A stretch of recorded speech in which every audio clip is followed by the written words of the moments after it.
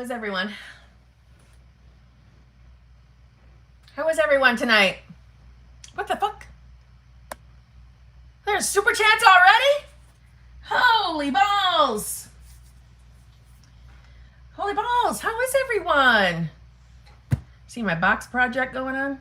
We got a lot, well, I guess I can't turn the camera that far. There's even more on that side of the room. I have all these boxes from when I moved in, and I'm so sick of looking at them.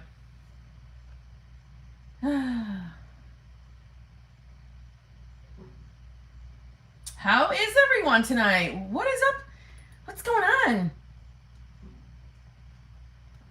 Come with me and you'll be in a world of pure imagination.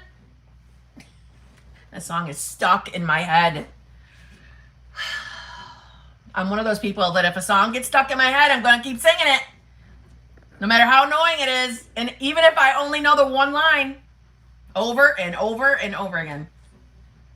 So, how about I go over to TikTok to post that I'm going to go live. And then I start chit-chatting with our girl Jamie over there. And I forget that I'm supposed to be over here for my live stream. I'm like, I forgot I'm doing a live stream. God damn it. Okay, gotta go. Baby shark, do do do do do do. You shouldn't have started it. Okay. How is everyone? Okay. I probably should just shut up and start working, huh? Like Eminem? Yeah, I do like Eminem. Mm-hmm.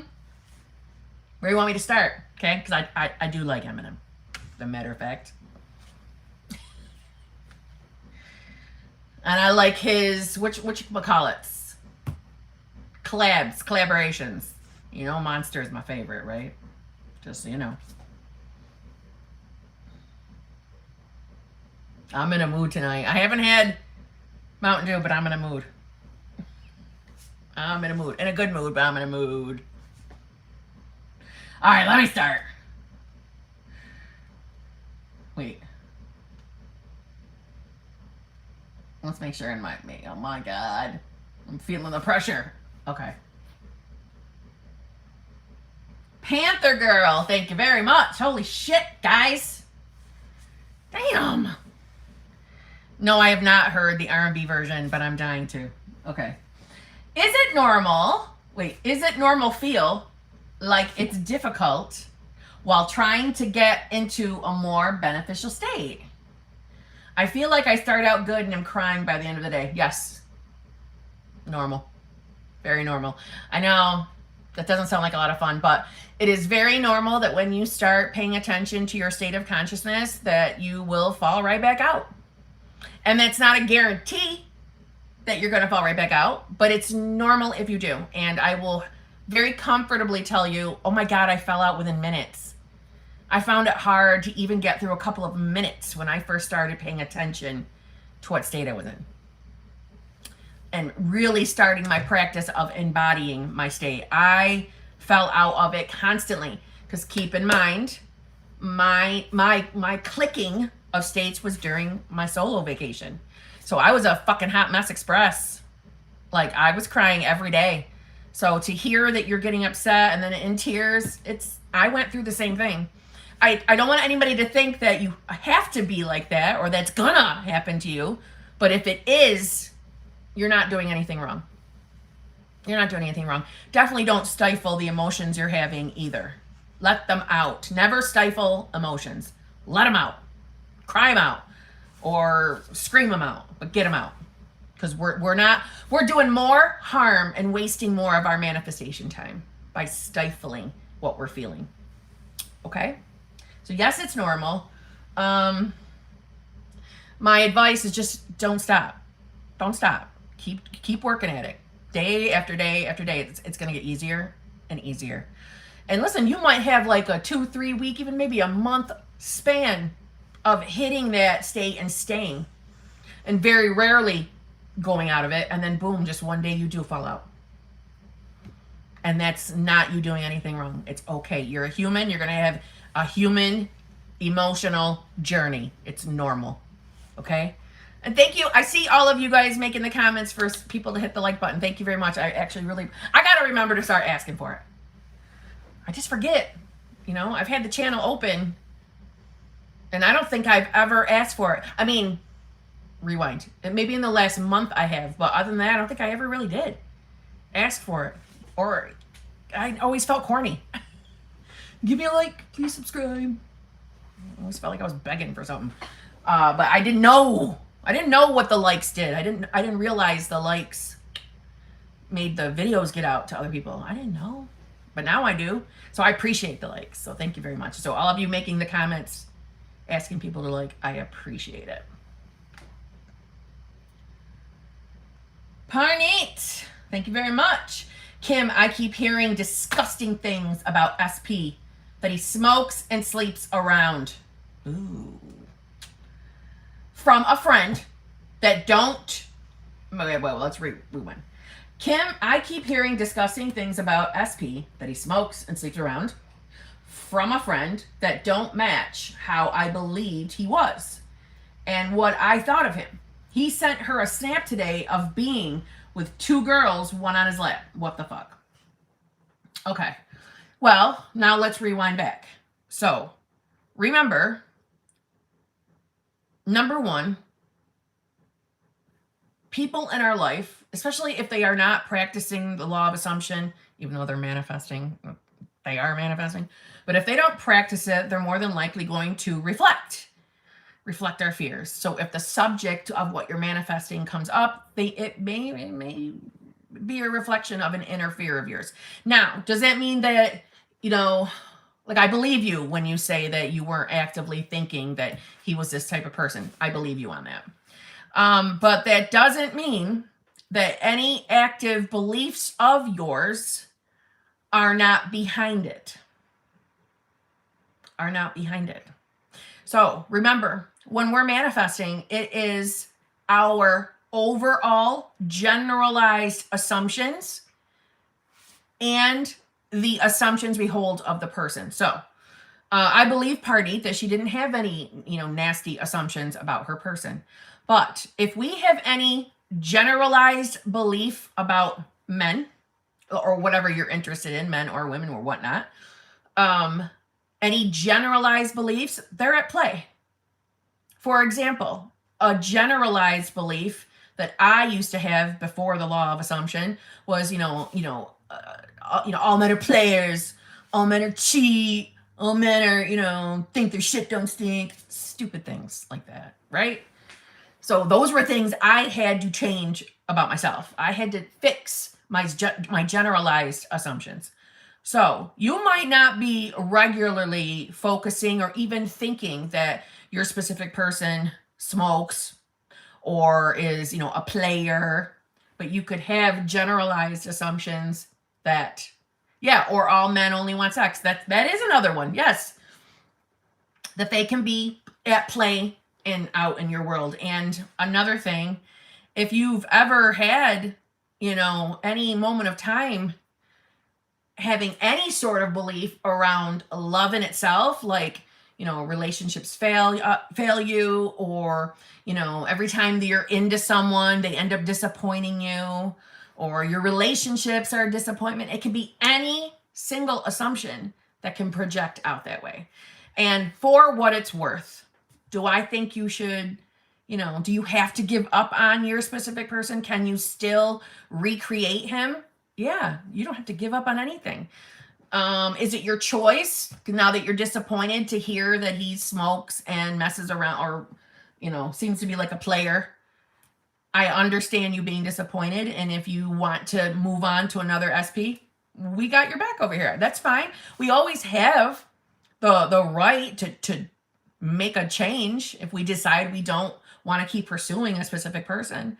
But would those be reasons that I would just throw the towel in? No, because I believe I'm the God of my reality, and I believe I can manifest anything I desire, and I believe I can recreate anyone I desire. And I don't mean it from like I'm Gandalf on the mountain, whipping my wand around. It's not like that, but I know that if I have any assumption about someone, and if I choose to start thinking differently and I choose to start seeing them from that perception only, I know they will change. I know that they will conform because I'm conforming. I'm changing the story. So, Parney, it's not a reason to give up unless you want to. You can change that. You can create him into being a man that just wants to settle down with you, have a million babies, whatever your goals are, and you can get him to stop smoking. I am of the same mindset. I don't like cigarette smoke. I'm not ashamed to admit that. I can't fucking stand it. It smells, makes my hair smell, makes my clothes smell. I don't like it, and I think it's rude. So I get it. So would I date somebody who does? No. But if I was to magically find out tomorrow that my specific person was secretly smoking, I would absolutely be recreating his ass to get rid of that habit. I would recreate. It does stick everywhere. It does. It ruins everything. My God, it's so gross. It is. I'm sorry. I don't like it. It's one of my pet peeves. So I get it, Barney. I get it. But doesn't mean you cannot start manifesting that he quits. That's all. It's really not that difficult. It's not. Don't be upset. I know you're disappointed, but I wouldn't be upset. You can change this. You can fix this. We're unstoppable. We're limitless. We are limitless. We are creating our... Got to stop creating, right? Because everything's already done. We are building. We are in charge of our experience. We don't have to take no for an answer. Get back in your head. Get back to seeing him in a specific way, right? Changing the story around him. It's not a reason to give up, in my opinion. But if you want to move to another SP, we got you. That's fine, right? We always have the right to change our minds. Diamond Victoria, thank you very much. When revising, should I revise me blowing up his phone or the restraining order being granted, or both, and what to replace the memory with? I would go all the way back to you blowing up his phone. I'd go up to that moment and recreate that entirely, that you never did that. And as far as what to replace the memory with, go back to the moment. What were you doing in the moment? What was causing you to blow up the phone? Because maybe there was a catalyst event.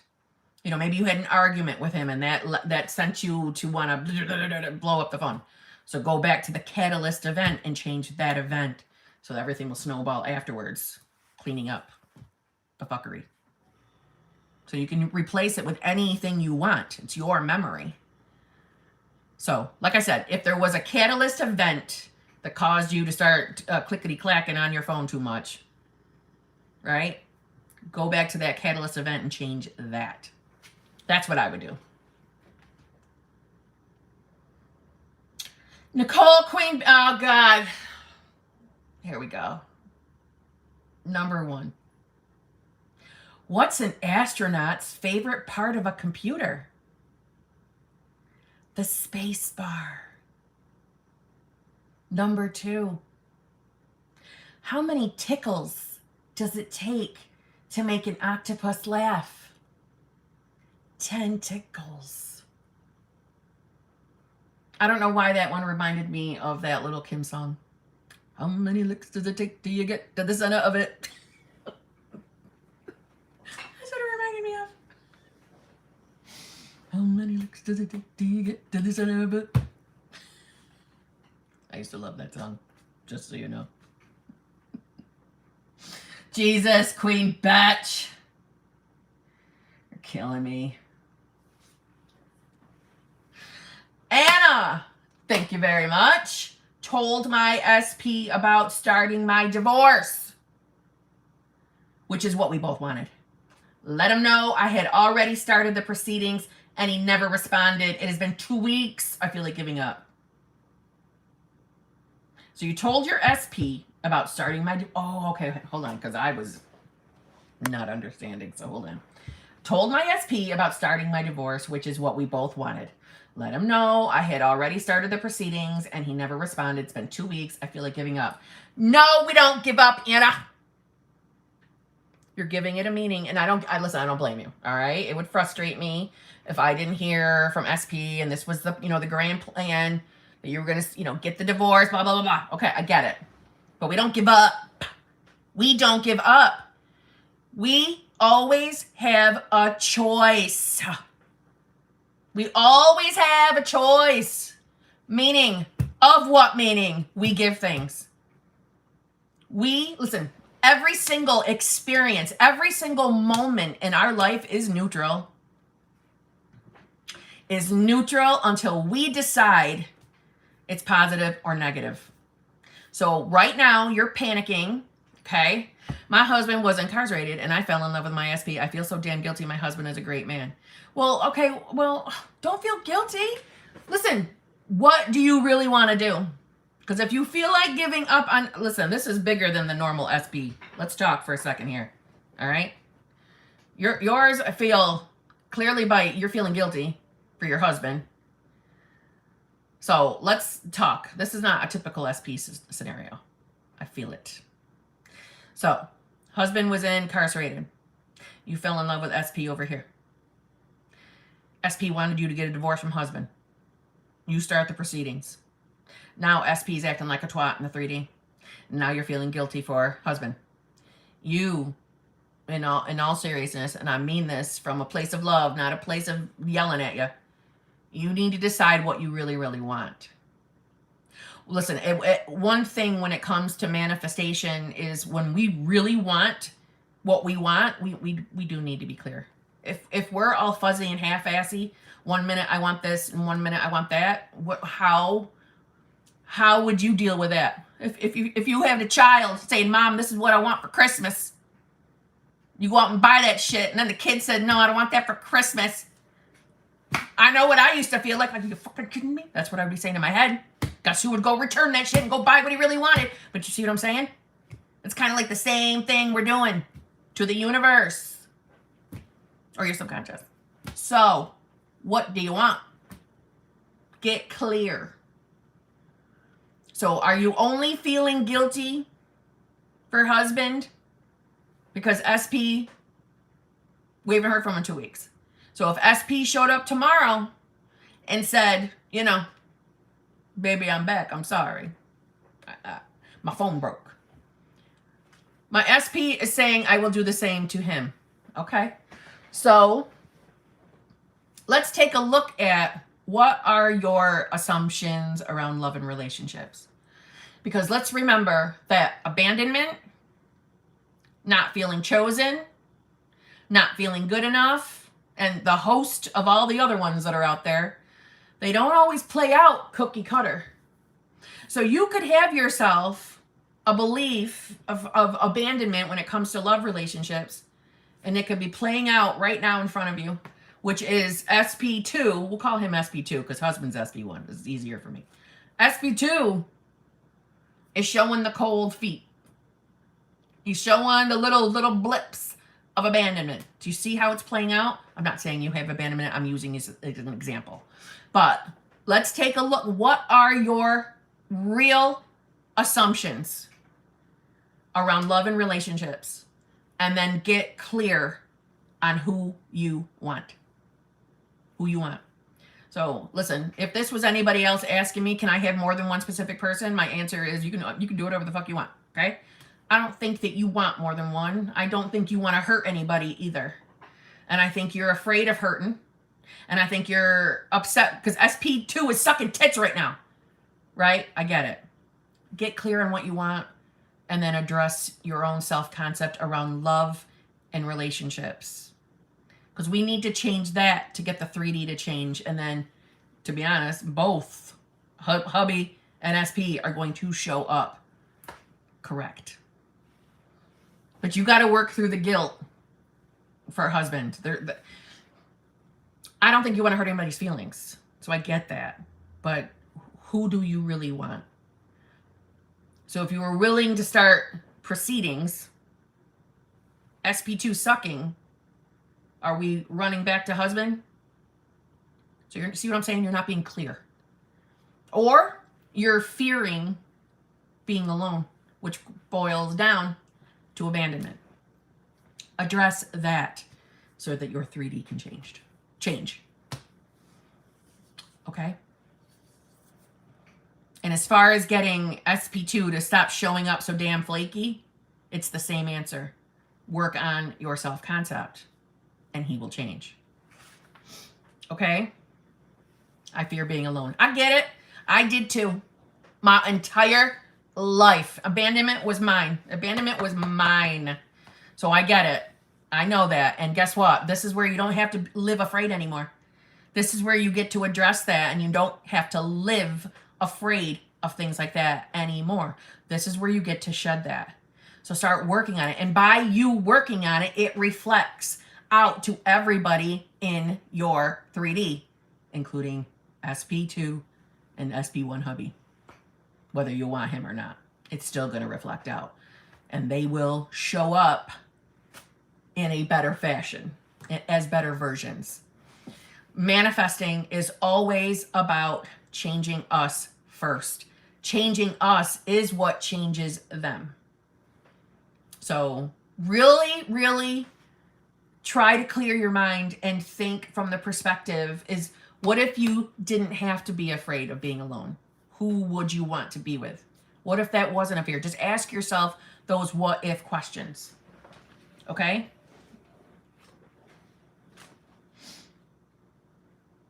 Salty, thank you very much. Kim, gotta ask you, my boss brought up SP, we all work together, and she started to describe him in a negative way as manipulative and not accountable. Is it reflecting my inner beliefs or something that is working its way out? So your boss brought up your SP and said that he's manipulative and not accountable. So have you ever had those thoughts about your SP? If the answer, you're welcome, Anna. If you've ever had those thoughts in regards to SP, I would have said to you, okay, well then your boss is reflecting your inner fears. Salty, you and I have already had conversations, so I know there are some beliefs that are being worked on, I hope, right now in this moment. So, because I'm aware of that, I'm willing to say that this is probably just the fears playing out. Let me just say this. Anybody in our 3D is reflecting something from us, even though we got to find a new word instead of reflecting. So it's always going to be our own beliefs and assumptions that are projecting out. It's not always just projecting on your specific person. It can project out into your boss, into your family members, into your friends. So what are your beliefs around love and relationships? So obviously, let me say this. I'll give you an example. Before I knew about even the law of attraction, and I was still, I hadn't had my son yet. And I was at work, and this is when I started to date his father at work. And I don't know if he watched these videos, so I don't want him to hear me. And so, maybe the first time we went out, it got all around the workplace. And I was pulled aside by so many people letting me know that he was a twat. Of some way or fashion, a twat. Now, keep in mind, I didn't know about manifestation back then. So what did I always keep in the back of my head? That he was a twat. And I already had abandonment issues that I wasn't aware of, okay? So what do you think I projected out eventually all over him? Twat-like shit and abandonment. See what I'm saying? And that's exactly what happened. Because I was creating it. So who gives, truthfully, and I say this respectfully, who gives a rat's fuck what your boss says, honestly? Who cares? Everything's all about you. So if you want to decide that this guy is not any of those things, then you get to say so. It's the story you're holding that is going to supersede anybody else's mouth, okay? I know it's not fun when we hear things like that. I remember how jarred I was when all these people stopped me to warn me about him. So I know it's not comfortable, but you know about manifestation. I didn't. You know that it's you. You know that it's very possible that people are going to reflect things to you in regards to your beliefs and assumptions. So inner fears can also come into play. So who cares what your boss says? Even if she meant it as just a friendly warning, who cares? Your beliefs and assumptions override all. So anybody else's opinion really is just either a reflection of those beliefs or a reflection of your inner fears. Use it as feedback and start changing the story you're holding of SP. And you already know you're supposed to be working on that. I haven't forgotten that you're supposed to be working on that. It does not matter what your boss said. Okay? Tell your boss to fuck off.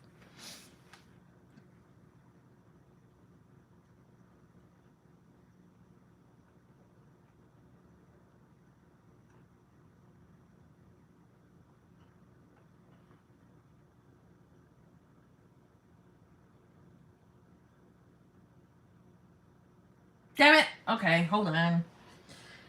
Oh, shit.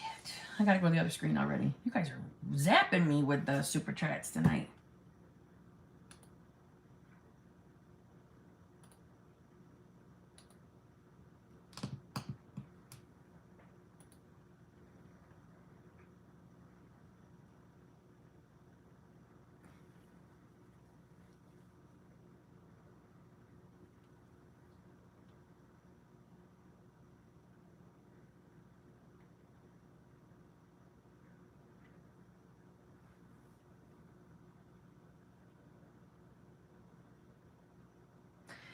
If there were any membership super chats between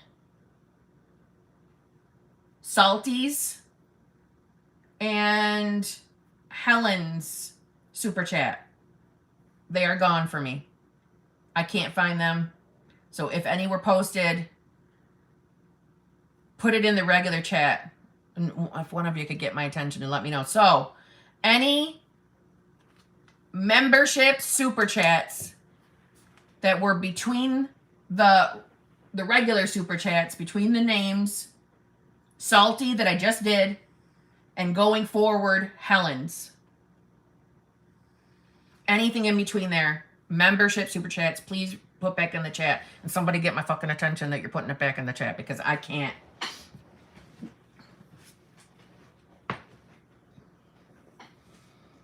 Kim, start doing the super chats first. What do you think I'm doing, Ashley? I'm doing the super chats first. I'm doing the super chats first. Do you mean the membership ones? Is that what you meant? You calling me out? Ashley.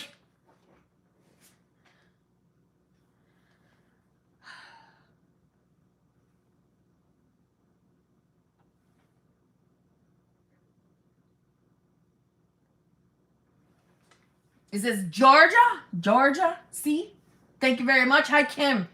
Any advice for manifesting SP when you haven't dated anyone much? I'm scared of online dating. Any advice for manifesting an SP when you haven't dated anyone much? Yeah, make yourself a damn list. Make yourself a list of qualities in a man, listen, or a woman, whatever you're into. Make a list of what you would like, to experience in a relationship, and what you're into. What are you attracted to? Now listen, it doesn't matter if you've never been on a date or never been in a relationship. You've watched movies, you've watched TV, you know how to daydream, you know how to use your imagination, right? I'm sure you've seen a lovey-dovey romantic movie where you got all excited, like, oh my God, he's hot. Like I do for Jason Momoa every time I see him. Oh my God, he's hot. Yes, thank you. Thank you, me, for creating him. Thank you, me. Okay? So I'm sure that there's somebody out there in a movie or a TV show that you've seen that you get a little excited quivers for. And then I'm sure you've seen a movie or two where they all fall in love, get married, have babies, right? After the drama in the middle of the movie. Same idea, just use your imagination from that. Doesn't matter if you've actually had a date. Let me say it like this. Before I ever had a boyfriend, when I was in junior high, I was using my imagination. You know what I'm saying? I had a thing for Rob Lowe back then. Let's see. Junior high. No, sorry. I was over Rob Lowe by then. I was into Robin Crosby from Rat. And then I moved on to Dave Vanian from The Damned. Okay? I didn't have a boyfriend yet. I hadn't dated. But I liked them. I liked them a lot. And I could use my imagination. See what I'm trying to... Little nuggets I'm dropping to you. So, use your imagination. Just dream. There are no rules. So, for example, I did not know my specific person. I had no idea who he was. He was a stranger to me. Yeah, Rob Lowe. Yeah, like St. Elmo's Fire, Rob Lowe. You know what I'm saying? Oh, the stuff we talk about on this live. Oh, God. All right. Well, I literally made a list. A list of what I wanted my next man to look like, what I wanted him to do for a career, what I wanted his personality to be like, what I wanted his life to look like. And it's exactly what I manifested.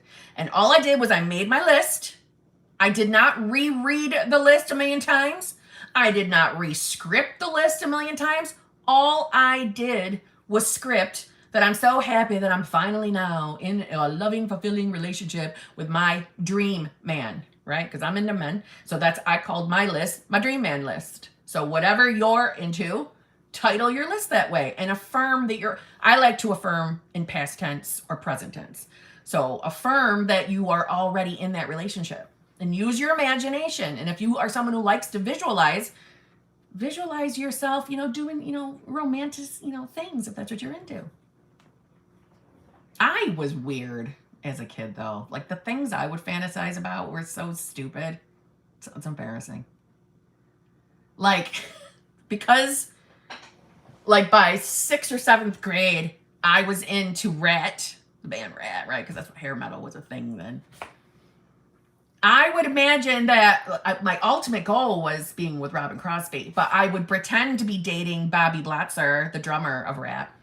And that I would be dating him, and then he would cheat on me, and it would be this big, terrible, dramatic fight. And Robin would step in, stop us from fighting, and then we would just fall in love, and then I would marry Robin Crosby. So maybe don't imagine that. But see what I'm saying, though? Use your mind. Just use your imagination. It's really not that deep. It's not. Don't overthink it. And never, ever think that because you have never experienced something that will stop you from being able to manifest it. Think about that. You've been manifesting your entire life, right? There's been lots of first times for you in life, I'm sure, already. So don't ever think that's a limitation because you don't know how something would be like. Nah, forget that. Okay? Alyssa Laritzin, thank you very much. My SP is taking our son camping with 3P. It's hard to not react to the 3D when there is a 3P and my son involved. I do not blame you. Especially with things that I want us to do as a family again. What do I do? Okay, number one, I get it. Oh, I moved on to Brandon Lee at some point too. Yeah, no, I was a straight up whore. I moved around. It's so terrible. I moved all around. Brandon Lee, Lane Staley. Oh, God. For a while, I couldn't stand Nancy Spungen because I was mad because I blamed her for Sid Vicious. But it's really not her fault when you really look into the story. I was jealous of her because I liked Sid Vicious too. I loved Robert Smith from The Cure too. Anyway, Alyssa, I don't blame you, okay? And Gavin Rossdale. I saw them in concert multiple times in the 90s because I had a thing for him as well. I was a terrible whore. Eddie Vedder, I liked him too. See what I'm saying? I was fucking whore. I was moving all over the place. Picking new loves all the time. Robert Smith was the longest standing. But then, I had a real long-term thing with Dave Gahan from Depeche Mode. Oh my God, he was fucking gorgeous. All right, back to Alyssa. Alyssa, I do not blame you. So I want you to know normally, Alyssa, I feel like I'm always yelling at you. But for right now, listen, I agree with you because it would bug the fuck right out of me too. So I'm not going to pretend that it would be easy for me in that type of a scenario, especially because your child's involved in the picture. I get it. Okay. So the way you're feeling, your feelings are valid. Please know that. But obviously we want to curb this scenario. We want this to go away, right? We do. So the power is truly indifference. Indifference. And I know indifference isn't always easy to just jump to, but the less attention we give a scenario or a person, like a 3P, the less attention we give it, the quicker it withers away and dies. And that's a Neville Goddard quote. And ironically, I might have it up on my computer still. Because I recorded a TikTok on it. I don't know if I posted it on YouTube. No, I'm going to post it on YouTube. So I'm going to read you this because this is going to be for you, okay? He was asked if he used affirmations and denials.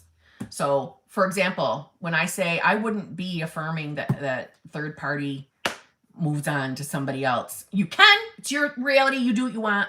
I wouldn't, because to me that's giving her or the heifer attention, right? So Neville was asked about that, right? That would be a denial. This was Neville Goddard's answer.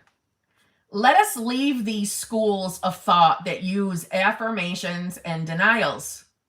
The best affirmation and the only effective one is an assumption, which in itself implies denial of the former state. Meaning the state where this dumb heifer exists. We want to get rid of that state, right? We want to move you into the state of you're back with your person, right? Okay. The best denial is total indifference. Things wither and die through indifference. They are kept alive through attention. You do not deny a thing by saying it does not exist, right? Right? Right. Rather, you put feeling into it by recognizing it. And what you recognize as true is true to you, be it good, bad, or indifferent. So learn to trust him implicitly, for he will not fail you. That's the God within you. You can attain any goal if you believe that your own wonderful human imagination is the Lord Jesus Christ. Imagine something, accept it in gratitude, and watch it come to pass, okay? So long story short, it's becoming indifferent to any circumstance that we want to go away. So if you're trying to get rid of a third party, try not to keep feeding energy into it.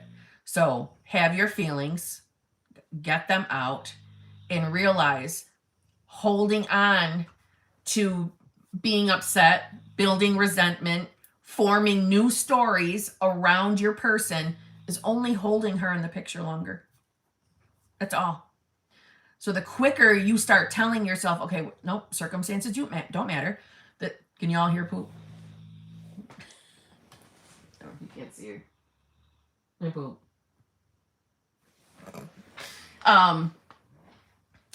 The more attention you give to a 3P, the more it's brewing in your existence, in your awareness. So become indifferent. Get yourself, I know it's not going to be overnight for you. I get it. It would be difficult, especially with the kid involved. I get it. But work at that. Work at not giving a fuck about what's happening in your 3D, right? And I'm not saying that in a place like, get over it. I don't mean that. I've been there. I know what it's like to be in a shitty position in your 3D. I do. But I had to come to terms with me staying upset is only perpetuating this existence. I wanted my solos or any other situation I've been in in other areas in life. I had to come to terms with and become indifferent. Stop living in fear of our 3D. Stop looking at circumstances in our 3D and seeing them as they're our end. You know, this circumstance is making me feel like my manifestation is not going to come, you know, because she's in my, you know, 3D. Now my manifestation's over. No. The quicker you look at circumstances and are like, fuck that entirely. I am not worried. This is going to wither away and die. 3P is going to wither away and die, and I'm going to move on out living with my man and my baby. It's going to work. But the more you hang on to your 3D, it's like the longer you're perpetuating the shitty circumstances. So get your emotions out and then put it in perspective. This is nothing. It's just a circumstance. It cannot stop you from getting your manifestation. It can. Nothing can. So your feelings are valid. It would bother anybody. But realize the more we feed into it, the longer it's going to stay. Okay? Vincent Wall, thank you very much. Hi, Kim. I got COVID Tuesday. Oh, no. And I feel like crap. My mind has been bringing up old doubts and fears. Could you give me some support and good vibes this way? Thanks. Of course I can. Well, first of all, I'm sorry you got COVID. That sucks tits, Vincent. But we are going to say that you are healed. You got over COVID so damn fast. You were feeling better so quickly. As a matter of fact, you are waking up tomorrow even noticing how you're feeling better. It's happening tomorrow. As soon as you wake up in the morning, you are going to realize you're already feeling better. You can't believe how quickly you recovered from shitty ass COVID. First of all, okay? And as far as your mind is bringing up old doubts and fears, that is only because you don't feel good. I will tell you, every time that I'm not feeling that great, that is when shit gets on my nerves. That's when my ego starts chirping about things. Or, I'm sharing something about myself, but when I don't feel good, and if nothing's going on, sometimes I can get in them moods where I just feel like being mad about something. So let me just look and find something to be mad about. I'm guilty of that. So it's just because you're not feeling good. It's nothing more. Those fears, those doubts that are coming up, they don't mean anything. They don't. If you already know that you're working on yourself, you're working on your self-concept, you're working on embodying the state of the version of you that has your manifestations, a few days while you're down and getting better quickly is not going to hurt your manifestation. Those fears don't have control of you. Fearful, negative thoughts do not control you. And it's not a guarantee that they have to manifest because they fluttered into your mind. That's not how manifestation works. There's a reason why we don't have to flip every single thought that comes into our minds. There's a reason for that. We don't have to be afraid of the thoughts that come in our mind. Granted, yucky thoughts don't make us feel that great, and I get that. But don't feel compelled that you got to flip. You know, don't think that. Oh my God, I just thought that. Now it's going to manifest. Nope, that's not going to happen. You don't have to think that way. We are manifesting from our state of consciousness. And I know you're working on that. So you're going to be fine. You're going to be fine in no time. They don't mean anything. It's just old shit. It's just more peeling of the onion. You're just peeling the onion, right? Think of any type of limited belief within yourself. Think of it as an onion. And all you're doing is peeling away the layers. That onion's getting smaller and smaller and smaller. Don't be afraid of those thoughts. Doesn't mean they're going to manifest. You're going to be fine in no time. Okay? Natasha, thank you very much. I vote yes for group you mentioned for people who need help with old story stuff. Not sure where the poll will be, but I don't want to miss it. I haven't posted it yet, Natasha. You must have been. I was just thinking about that before I started. You're welcome, Vincent. I was just thinking about that before I set up my live stream tonight, that I need to put the post up. Good. I'm glad you vote yes. I don't know how I'll do it yet. I probably, because people are joining the membership. I think to make it fair, I think the first month of me splitting them, I'll give people who are already members, they will have access to both groups for the first month. I'm just saying, especially if somebody joins late and doesn't realize the membership might be split. So that'll happen the first month. I don't know when, and I'm not sure of the logistics yet of like what day that I would move the other membership to and things like that. But good. I'm glad you're on board. I'm hoping other people are too. It'll make sense, I think. Because I think that with the membership, the idea of zhuzhing, I know zhuzhing can mean different things to different people.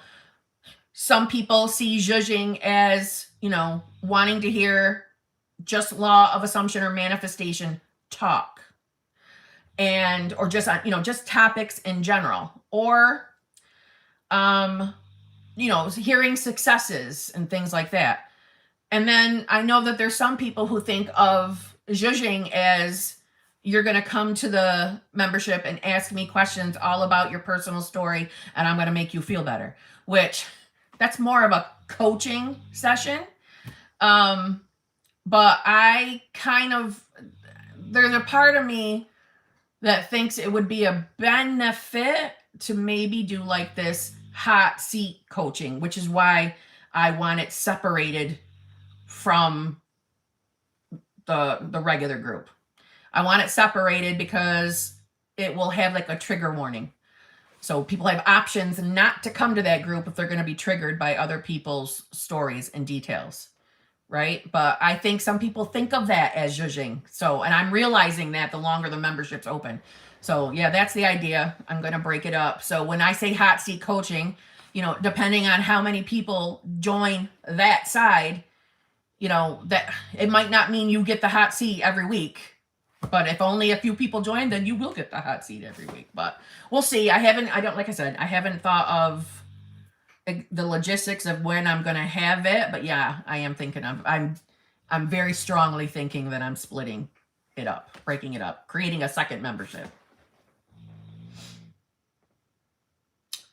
Christina, thank you very much. SP said he is not ready for commitment, and his depression caused breakup.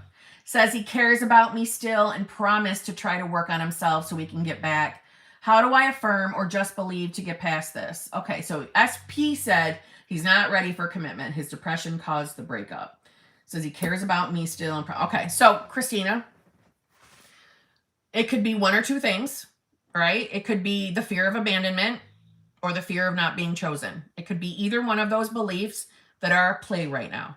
So, you and I have talked, and I'm not going to share any of your details on a live stream. So let's just, for the sake of conversation, say it's the fear of abandonment. We'll just choose that for an example tonight. So if you still have a belief inside that you will be abandoned by anyone that you have a relationship with, or maybe just one relationship traumatized you enough to where that belief was created, because not every belief is created in childhood. Not every belief is created in childhood. Can I say it again? Not every belief is created in childhood. That is a misconception. It's a misconception. So, being that it is, yes, if that is, something that's at play, this to me would be a typical cookie cutter scenario. So he's not completely abandoning you, but I'm sure that's how you feel. I'm sure you feel, if nothing else, you feel not chosen. You definitely don't I can't even talk. Probably don't feel like a priority. Like he's not making you his number one. He's not choosing you.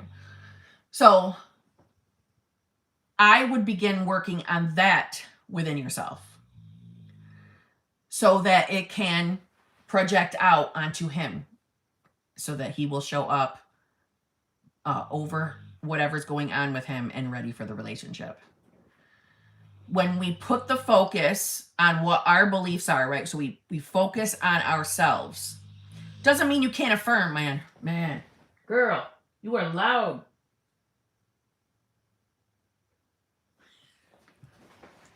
She was very bad today, and I will share with you in a minute. So yeah, Christina, focus on that, whatever belief that you feel is at play. You know, even the fear of being alone, which ties in with fear of abandonment, could be there. I'm just saying, if that pops into your mind, that will also be involved with abandonment. So you would focus on that.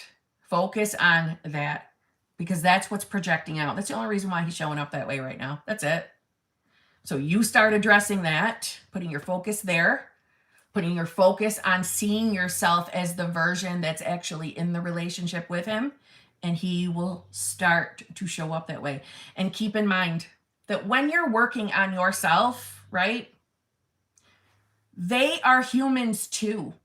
So sometimes, you know, we got to remember they need time to evolve as well. So try to look at it like that. He's changing.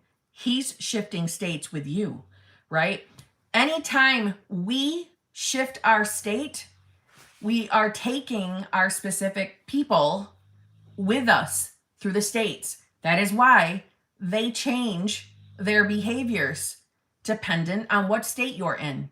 So for example, if you're dominantly in a victim state, it's not shocking that specific person is showing up, presenting, and behaving in a way that helps to keep you in your victim state. When you shift into a more beneficial state, generally SP's behaviors start to change so that they can reflect the new shift of state. So they go through the states with you, and they're on their own little evolving journey as well, thanks to us. But so he is growing and evolving along with you. So when you're having your moments and thinking that nothing's happening, when it feels like nothing's happening, that's why we say there's always something. There's always movement. There's always something going on, whether you can see it or not. Most of the time, you start to feel the change within yourself first. But it's happening, and it's happening within him, you know, his own thoughts. So he's evolving with you. So don't worry, it's not over. You don't have to give up on him. You don't. I told you before, you get to quit the cycles. This is where you get to let the cycles go, right? The cycles of you not being in a relationship that you want to be in, you being alone, or the fear of being alone. Anybody out there, when you find manifestation, I don't care what anybody says, I'm telling you, this is where you get to stop all the cycles that you've had your entire life. The unfulfilling relationships that you've experienced, the broken hearts that you've experienced, this is where it gets to stop. It might not be instantly and overnight, although I believe in instant manifestation. Things can happen instantly. But just because it doesn't show up instantly doesn't mean it's not working. Doesn't mean your life's not changing. It is. Okay?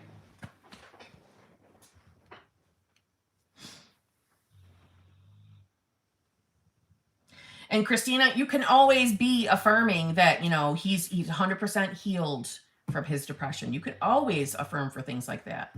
What I would do is be focused on him being his best version, seeing him as healed, seeing him showering you with love, attention, and affection, and actually being happy in his existence. You can see that. You can be focusing on that, but I would make the priority on you. Okay? You're welcome.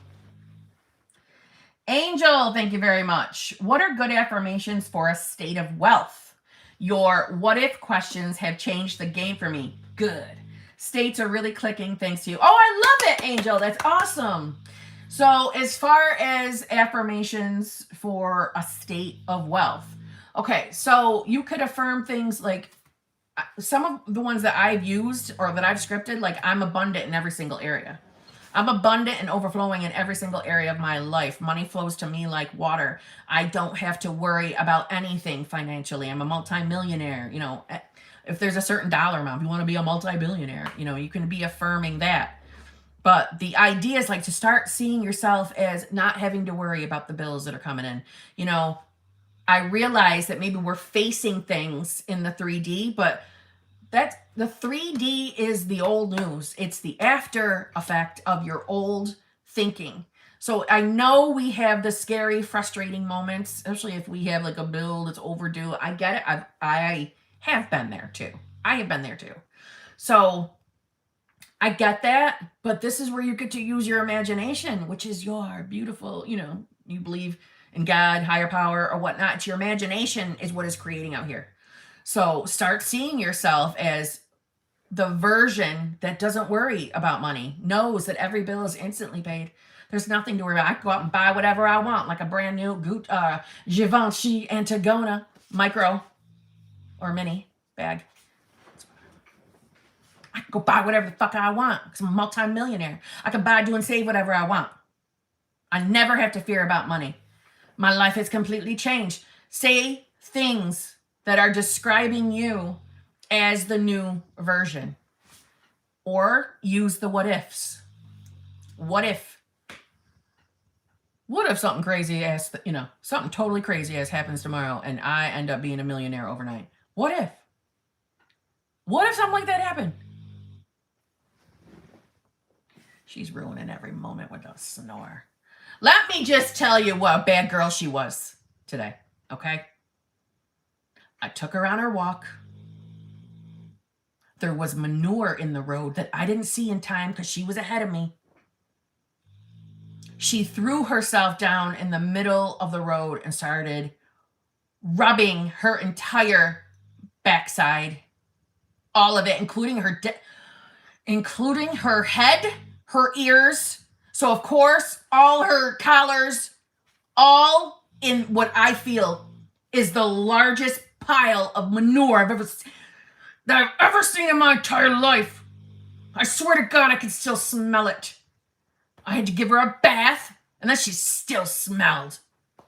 I wouldn't let her on the couch, so she pouted all afternoon. It was her fault, and she was giving me a hard time for it. And when she was rolling in that manure, you guys, of course, I couldn't run fast enough to catch up to her. She did not care that I was yelling. I swear to God, it was the more I yelled, the more she was like, oh, fuck you, bitch, fuck you. She was like lathering like soap in cow manure. And like she had the big mouth open, all smiles, the little smiles they make, little pit bull smiles. People were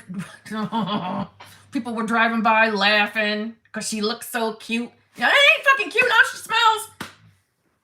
Thanks. It took me almost 2 hours to get that funky smell out of her. I swear I still smell it. And she's got a chain around. The reason why she wears that collar is because it was my pit bull Midnight's collar. Midnight passed away, and a month later is when we got Poop. And I believe there's a connection there, okay? So she wears Midnight's collar. It has like links.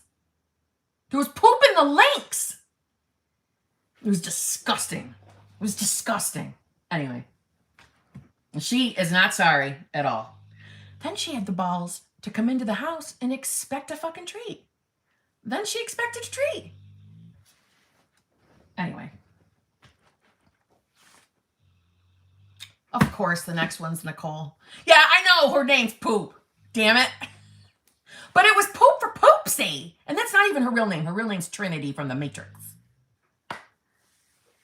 Let me get that treat real quick. Erica, I ain't finding you funny right now. Poop smelled like poop. She did.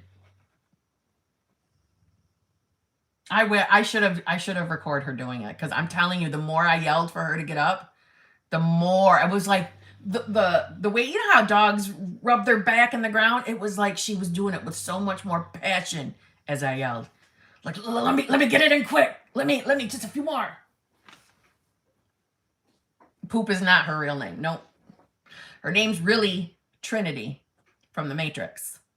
But when she was so little as a puppy, I thought she was so cute. So I'm like, oh, little Poopsie. Which led to Poop. Hey, Poop. And now she'll only answer to Poop. So it's, yeah, Anyway, that was her right back at me. It's what that was for giving her the name Poop, wasn't it? Trinity spelled backwards. is poop. Oh, God. All right. So, of course, here comes... Oh, poor Nicole. I was ready to rip into Nicole for more stupid dad jokes, and it's actually a regular super chat. Nicole Queen Betch. SP is streaming games, and I want him to make me more of a priority. Is it better to focus on being a priority or affirming he stops streaming? You can do both. You can do both. So I would, yes, start seeing yourself as being the priority, right? Or being in the state of knowing that you're already that version where he treats you like a priority. And at the same time, you could be seeing him as the new version that doesn't like streaming. You can do it. You can do it. In case my SP watches, I don't want to say anything. You can do it. You can recreate and get rid of things if you'd like to. I told you, SP knows about my channels. He does. I just don't want him to watch me. I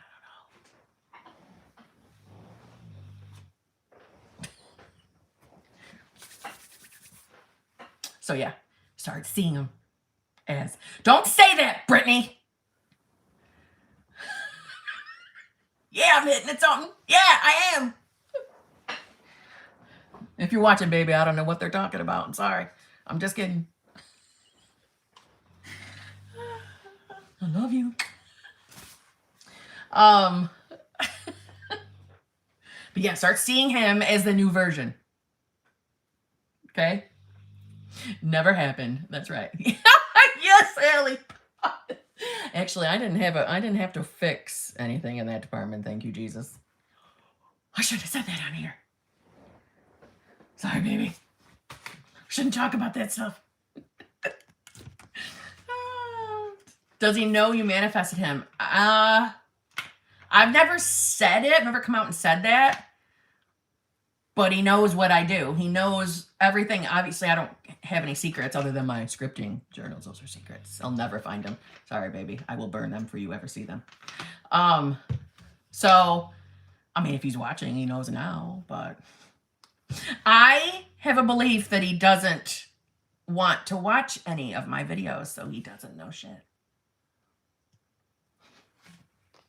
And that's what I believe. I have to believe that. How I manifested my specific person. What is it, like my video number 3 on the channel? Why am I saying these things? Stop it! Anyway. We've never spoken the words. And I'm never gonna. It's too embarrassing. You know? He likes to think you are a mysterious, sexy-ass witch. Ooh, I like that. Or my SP rampage. Ooh, I would die. I would die. He's seen me angry before, though, so he already knows. Anyway. The fucking things we talk about on this channel. That's why I keep my journal on the computer and locked up.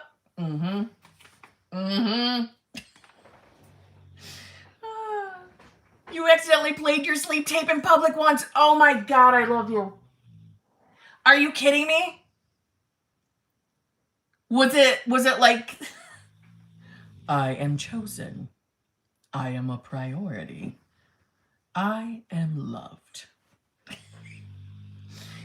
Oh my God, I am never abandoned. You played yours at work by accident? Oh my God. I would die. Okay? Dead.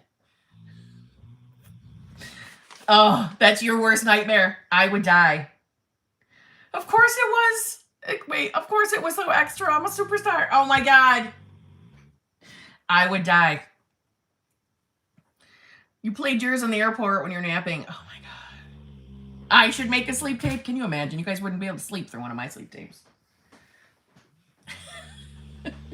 Poop! You're sucking the air out of the room.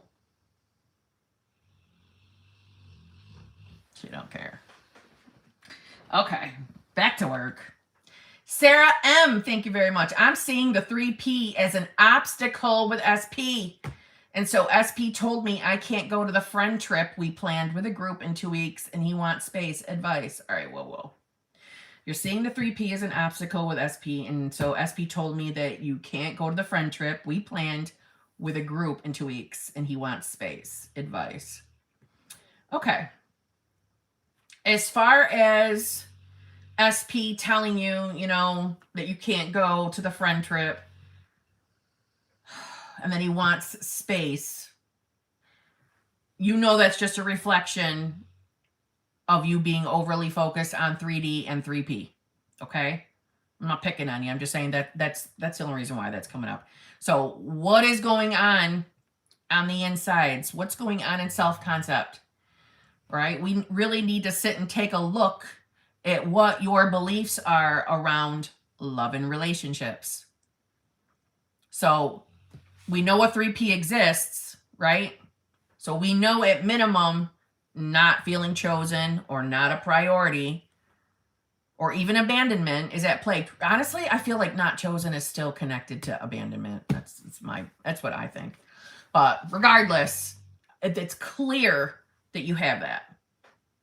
Okay? So you should be working on that and staying focused on being the version of you who has your relationship back and that he's the version of himself that you prefer. I know that's not easy when things are not going correct in the 3D. I know that. But a little bit of effort at it each day. Seeing yourself as knowing and accepting that you're the one manifesting out here. It's just you, right? I think a lot of times we get lost in thinking that they have free will. There is no free will. There's no free will. So SP isn't making conscious decisions to hurt you. I really don't think that.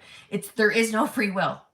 So I think maybe you're looking at your specific person as if he's choosing to be a shit to you. And he's not. Just reflecting. Just reflecting your beliefs and assumptions. This is why I think we need to drop the word reflecting, and things like that. I just still haven't come up with a better phrase to say. Because I know people get confused. I said this the other day. By reflecting, it doesn't mean they're your direct mirror, because I know you're thinking, well, I love him. So why isn't he reflecting that, right? I know, it does sound confusing. They are only reflecting, like I said, we got to come up with something better. They're only reflecting your beliefs and assumptions. So you can love the shit out of somebody, but still have a limiting belief that you're not chosen or the fear of abandonment. And that's why things are playing out the way they are. So put your focus on that. Yeah, I know it's because I was afraid the 3P would mean I wouldn't get to be friends with him anymore. And it turned out that's what happened. It's okay. So the fears are projecting, but you can totally change that. You can totally flip this on its script and get him to change his mind before the 2 weeks are even up. Not that I'm putting the pressure on you to do a, what do you call it? Like manifest by, or a time crunch. I'm not trying to put that on you, but any situation can turn around in like 24 hours or less. Nothing's ever permanent. Copying? Yeah, that's not bad. Copying. Doesn't roll off my tongue though, man. I'm so used to saying reflecting. I want to manifest getting to go on that trip. I just have no clue how to even do it. You see yourself being on the trip. And if you're an affirmer, then you affirm as if you already went. I prefer past tense. It just makes me feel like you're living in the end. You know what I'm saying? Yo, you're killing me. Hey, why are you sucking the air out of the room?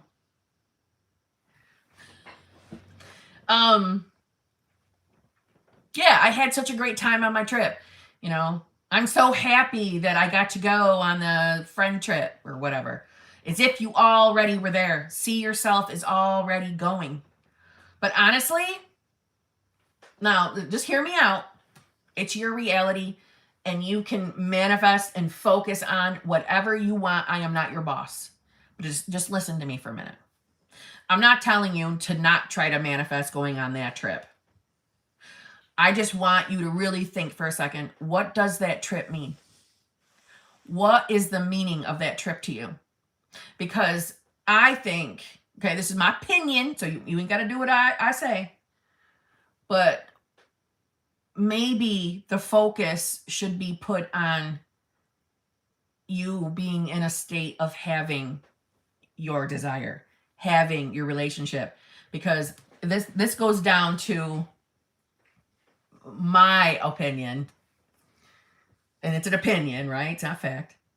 I think when people are manifesting, manifest a text, manifest a text in 24 hours or less, manifest instantly. What the fuck's that text could have been like, yo, bitch, there's your text. You manifested a text. Do you see what I'm saying? Same thing about your trip.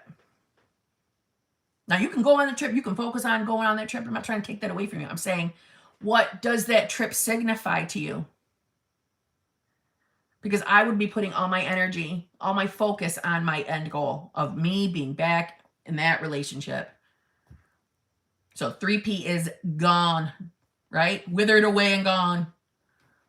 So what is the meaning you're holding onto the trip? So you could go on that trip and absolutely nothing could fucking happen. And you spent so much time worried and being upset about the trip. You see what I'm saying? Right. The trip isn't the end goal. The end goal is he and I in a happy romantic relationship. Yeah. But like I said, I'm not trying to steer you away from manifesting your trip. That's not, please don't take that away from what I'm trying to say. But I'm saying don't wrap all your energy and emotion on or seeing that if I don't go on that trip, that's it, end goal. I'm not going to get my manifestation. I need to go on that trip so he can see me and be reminded of how much he wants to be with me. You just see what I'm saying? The trip was just, I wanted to feel included, and I wanted it to be a sign that he still wanted me around, see? But I know, but I shouldn't put so much pressure on that. I knew you were putting a little meaning on that trip. That's why I wanted to address that, okay? There's nothing wrong with wanting to go on the trip. So like I said, I just really want to make it clear. Don't take that away from what I'm saying. It's no big deal. And anybody manifesting your fucking text messages, I'm not trying to make you feel bad. I'm just saying, when we put so much meaning on circumstantial shit in the 3D, we are taking our focus off our end goal. And not only that, when we're so focused on this has to happen this way, I'm teasing you here for a minute, so I'm not trying to make you feel bad, but I have to go on that trip. I wanted to go on that trip. That trip implies that, this means that he still misses me, still cares about me, and that I'm still being included. Okay, but it's also a form of you controlling the how. Because it's not up to us how our manifestations play out. I know that some of us want to control circumstances. When we get wrapped up in controlling things in the 3D, we are losing sight of our manifestation. It is, like my video, it's putting out fires. It's wasting our manifestation power, our manifestation focus. It's wasting it. It's putting it in a place that doesn't really matter. You get to go on that trip, and that could have led you to nothing. But had you not been so power horse, I gotta go to the trip. I'm teasing you. I know you're not being power horse. I gotta go on this trip, right? My life is wrapped around this fucking trip.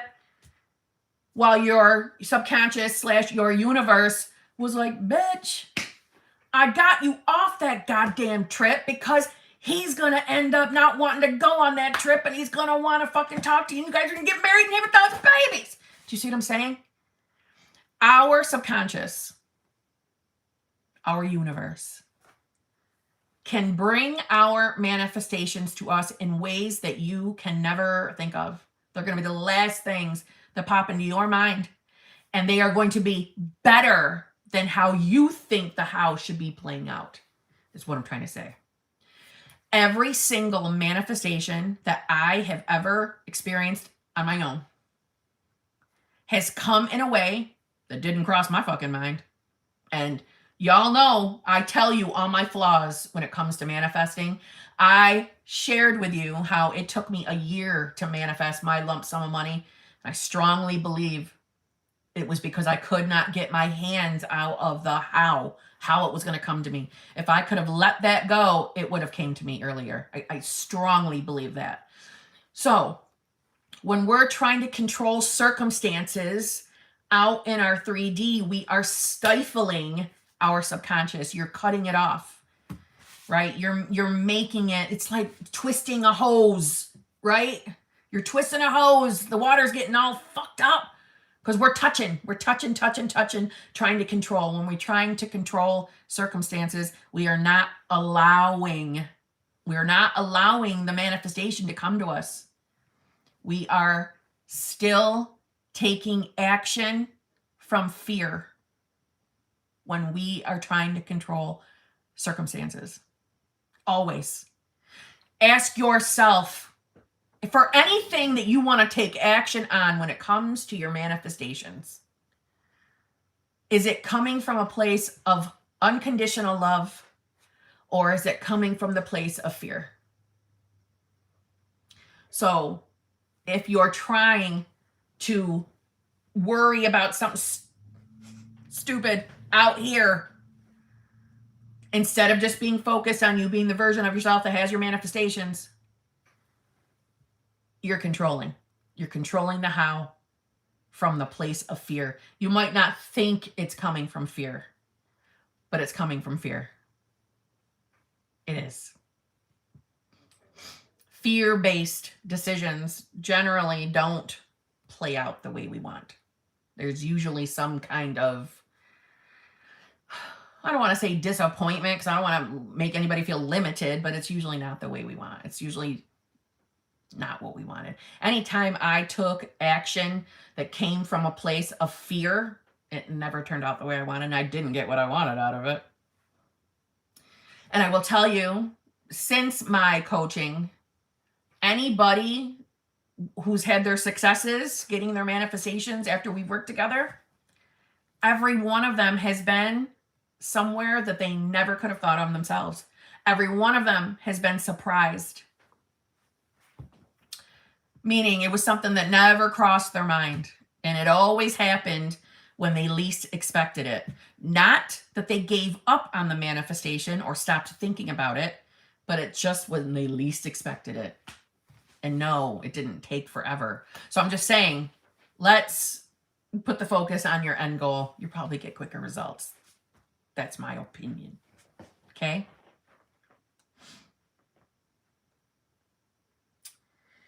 Brown Black, thank you very much. My awakening was in the spring. I started with text from my SP, a new car for my daughter, and a cancer-free scan. All three came to fruition. Whoa, Brown Black, let's roll this back.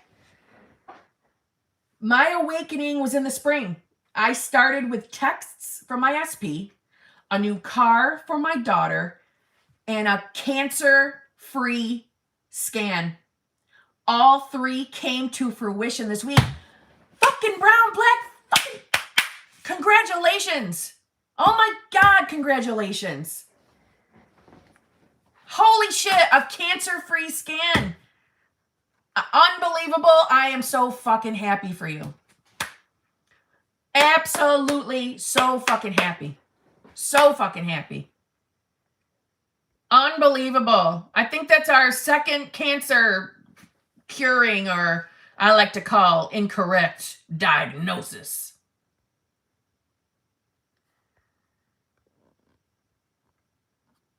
Let's see.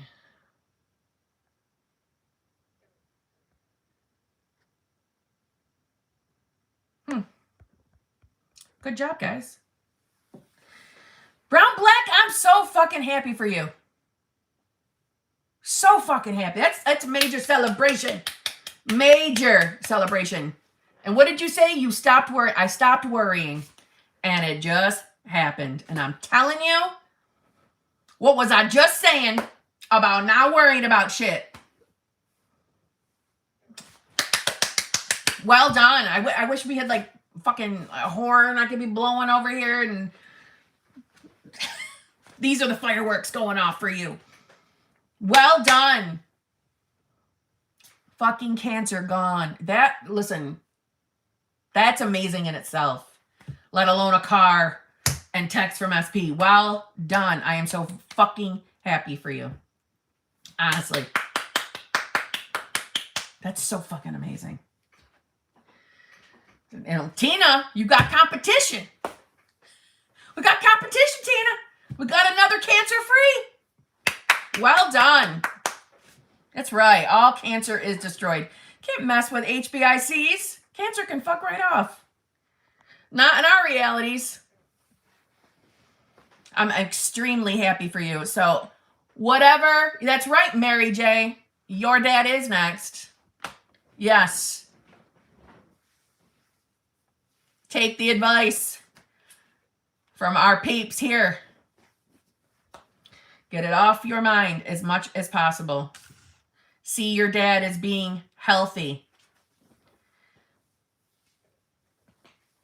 That's up. Yeah, that's right, NGT. It's her BBL. That's right. Yes, Leanne, your auntie too, and her dad. That's right. Hell yeah. Low-key want to manifest a frog in the sky just for vibes. Well, let me just tell you, there was a frog in my fucking window last night. Does that count? Can that be your BBL? I'm not kidding. I am sitting here on a goddamn call. And I look up at the window across from me, and I'm like, what is that? Like smushed against my window. And I look, I get closer, and it's a frog. It's a frog on my fucking window. And I got pictures. I'm on my phone, so I can't show you from here.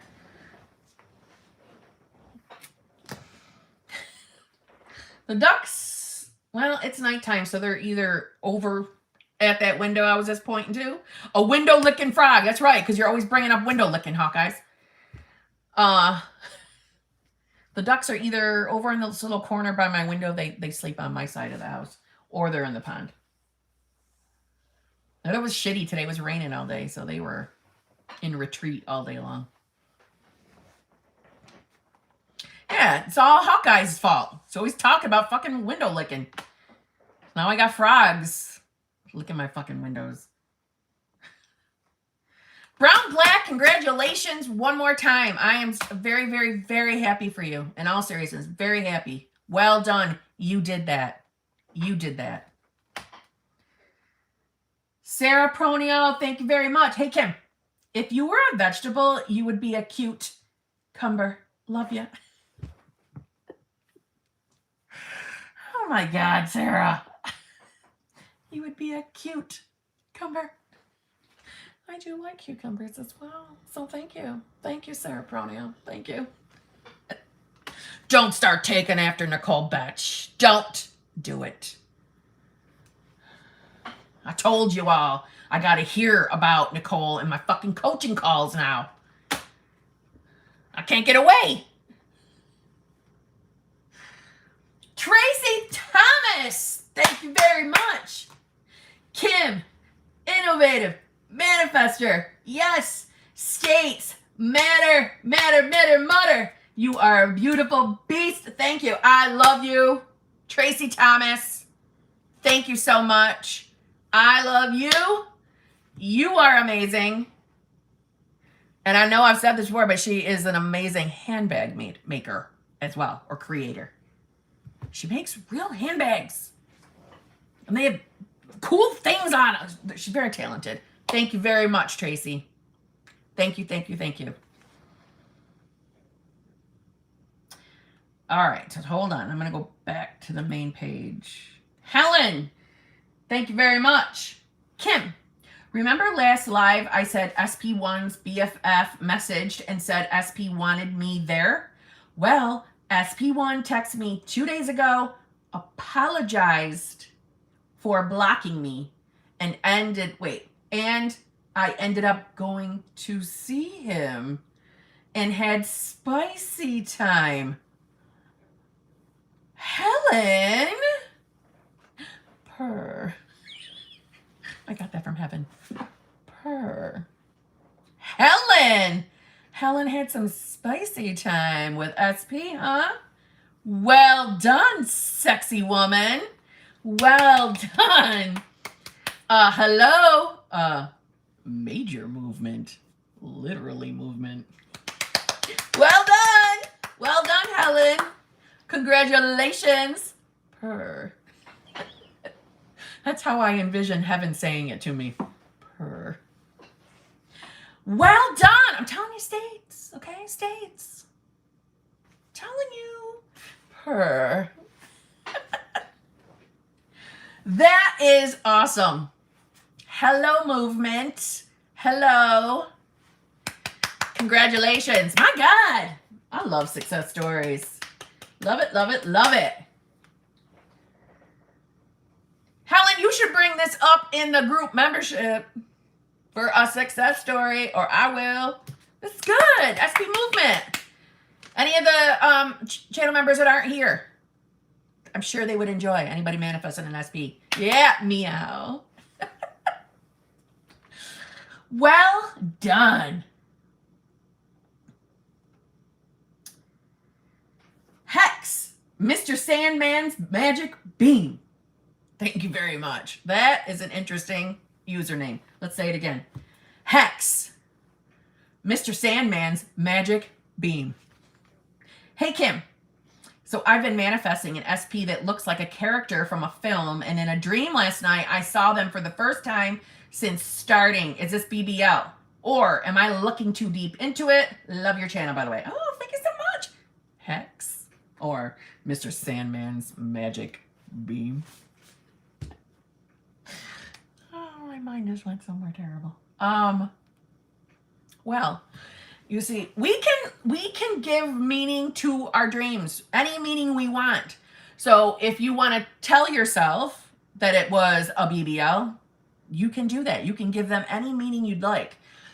Generally, dreams are like your brain processing, so it's not so, odd that you're manifesting this person and then now they're showing up in your dreams. See, I would be giving that the meaning that, your subconscious is saturated, and that's why it's showing up in your dreams. So yes, call it BBL. You are allowed to give any meaning you want to your dreams. No, I don't think that you're looking too deep into it. I don't think we're fucking manifesting. We're master manifestors. There is no such thing as being too deep. We can do whatever the fuck we want. We can give any meaning to anything. We make the rules of manifestation in our reality as individuals. So you tell yourself it's BBL. You tell yourself it means you're doing everything right and you're on the right path, right? And everything's leading you to your manifestation. That's what I would do if I were you. And you get to give it that meaning. And if you keep believing that, you're going to experience more of it.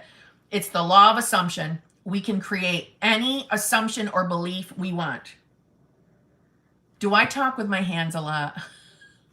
Because I just hit 11,000 steps, and I know I was at 9,200 when I sat down. So if I hit 11,000, it was all arm movements. It's fucking bad. Oh, God. Okay. So yeah, give it good meaning, Hex, Mr. Sandman's magic beam.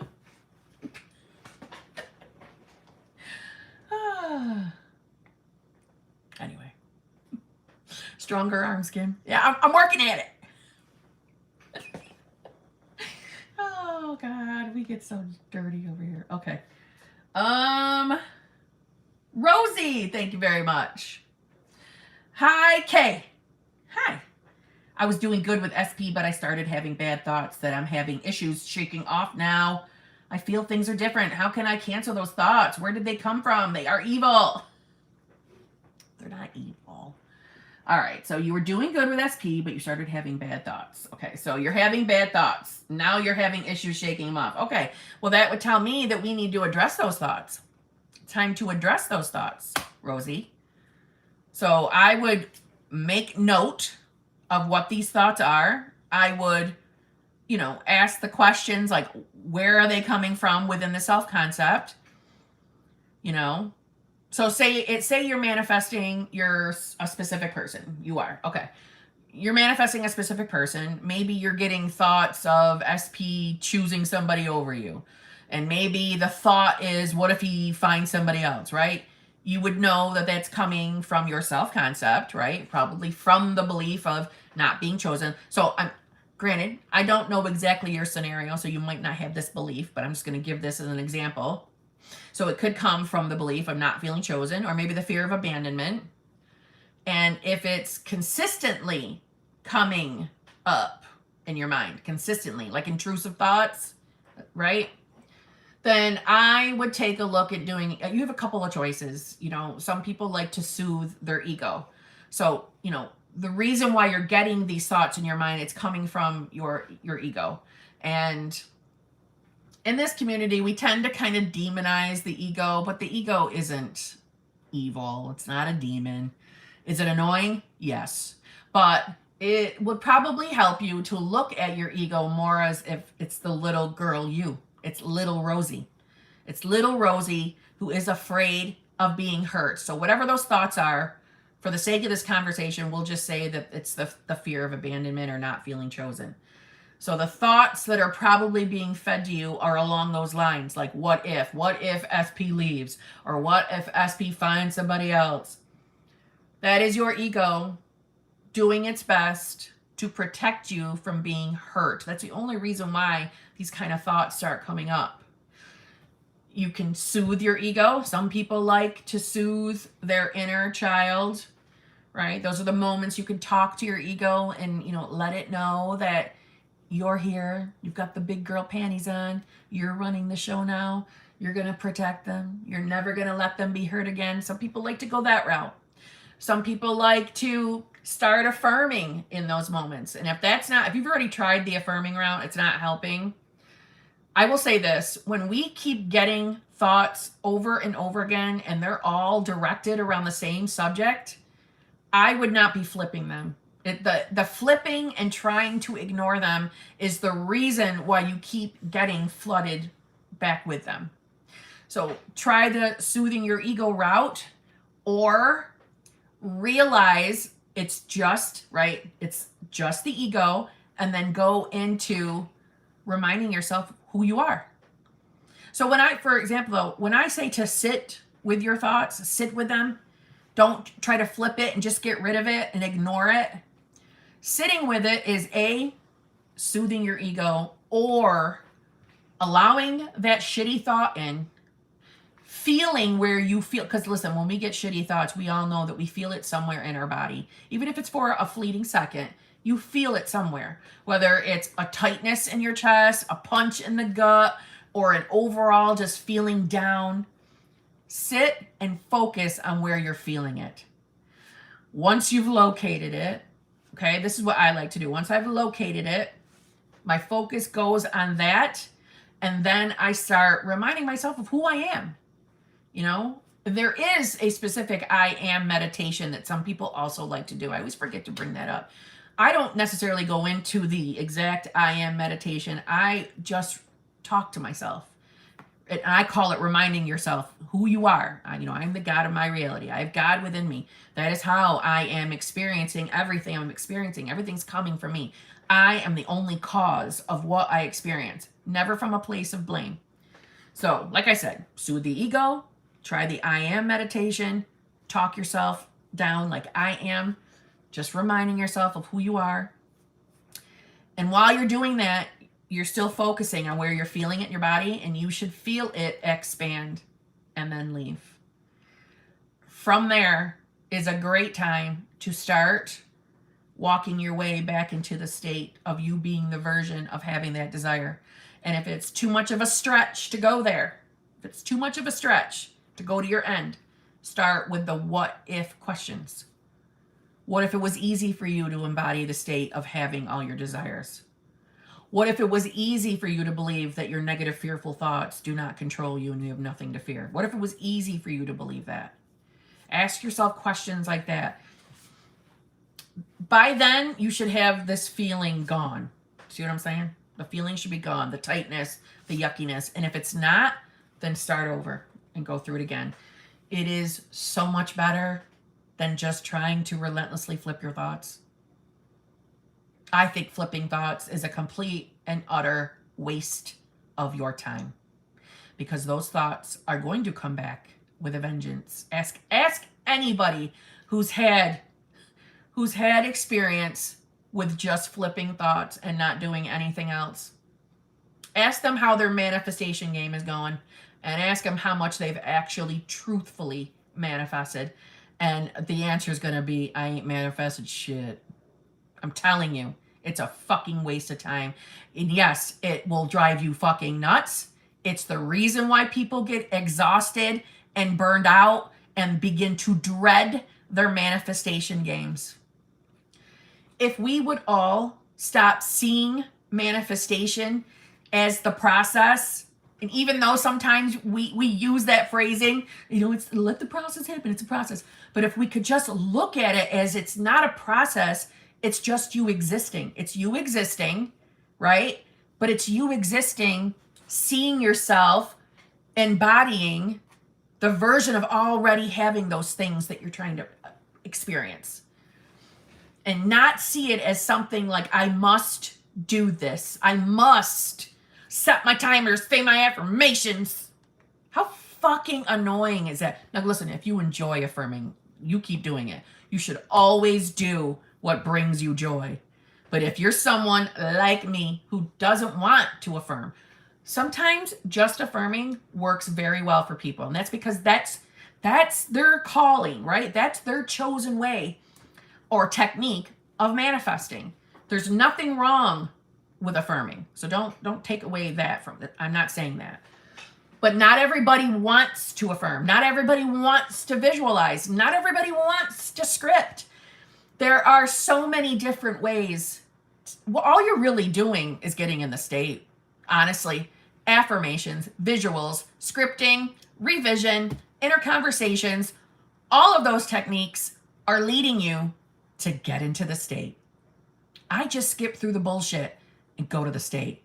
And don't for a millisecond tell yourself that because you've had any previous shitty beliefs that's going to stop you from getting into the state. It's not.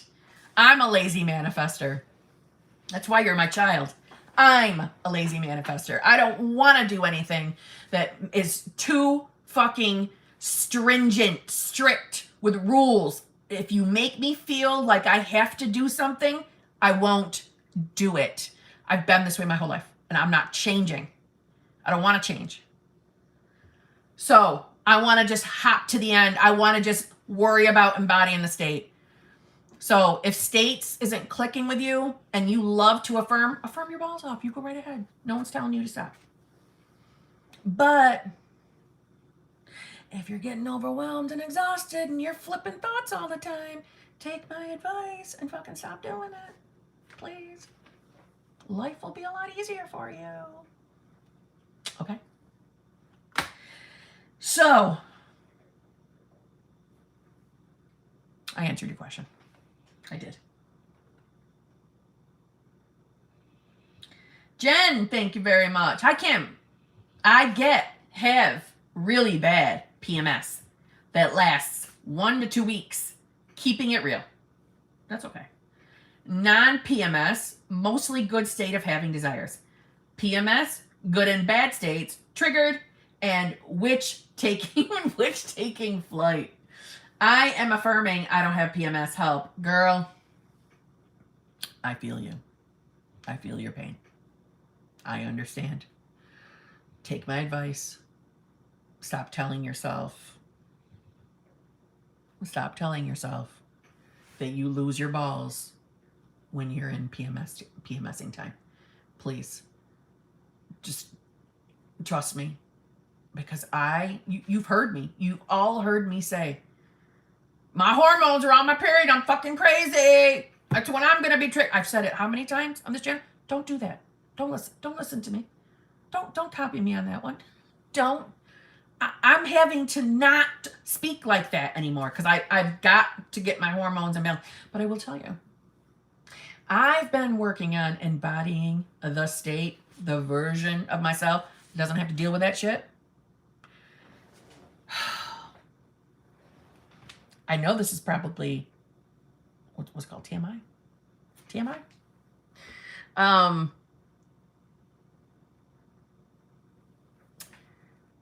This past cycle, I had none. No signs. No PMS. No hormonal, shoogity-shoogities. Nothing. Nothing. So, embody the state. Embody the state of that. Embody the state of that your hormones are balanced and that you no longer have any issues with PMS. You are free from that. See yourself as that version. That's all I've done in my last period. But I only just started doing this probably within the last month, because you've all heard me talk about how crazy I am in my period. I'm like, I gotta stop saying that. That's why I keep manifesting it. See what I'm saying? But it worked for me. Well, it worked for me this month. I'm still gonna keep doing it. But you can do it, okay? That's what I would do if I were you. All right?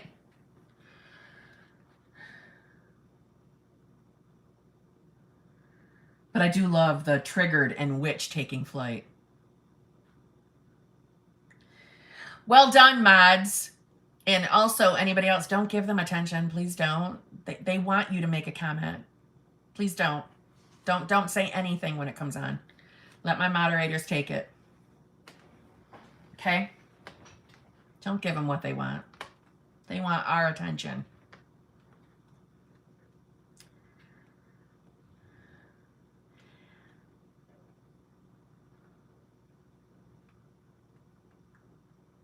Amy F., member for 9 months.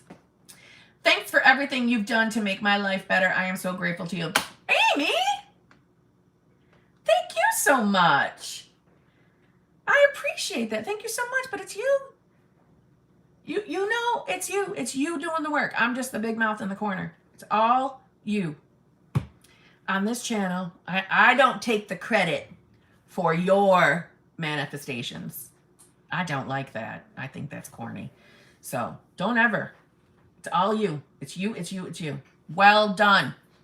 Well done. I just love you, Amy. Carla Killian, thank you very much. Could you talk more about not needing a backup plan, please? Stressing about money. Love you. Thank you. Love you. Thank you. Too. Okay, so not about having backup plans. Hold on a minute. Yeah. Okay. Feel like, have I, when was the last time I talked about backup plans? Maybe when I made my damn video. Well, when we feel the need to have a backup plan, we are not thinking from the perspective or from the state of having our desire. We are mentally preparing for our desire to not come. So backup plans are indicators that you are, yes, Hawkeyes, not in the state. You are not in the state. You are in a state where you do not believe that your manifestation is going to come. Now, don't get me wrong. Listen, when it comes, especially if you have a bill coming in, or you're manifesting money, so maybe rent is due or a bill comes in. I understand having a panicked moment of I need to pay this fucking bill. So manifestation, where are you? I get it. So I lived that, so I know exactly what you're going through. I get it. My advice in those moments is try not to be hard on yourself. Try not to strive for perfection. Your overall well-being matters when you're manifesting. Meaning, let's keep it real for a minute. If I was in a position like I once was, where I was scared that I wasn't going to be able to pay certain bills, and if I was, and I was manifesting money at the time, a backup plan could, depending on what perspective you're seeing it from, could have been my feeling of the need that I needed to get a second job, which I went and got. So you could look at it as me going after the backup plan. But everything that we experience in our reality is based on our own individual beliefs. So you could look at it like, I'm saying, kind of like, it's like the gray area. It's a gray area. Your well-being matters. So if you're falling apart and panicking over your bill, you don't need me to tell you you're not in the state of having money, right? But I understand that panic feeling. And if having to go borrow money, go get a second job, if those things are in your 3D and you feel you need to go for them to pay for the bills, then do it. Don't go and do it and then beat yourself up because you think you ruined your manifestation because you went and got a backup plan. My experience was I did panic. I did worry about money coming in. I was manifesting money, but I gave in and went and got that second job. Now, my money manifestation took a year because I could not get my mind off the how. But it also didn't permanently stop my manifestation from coming.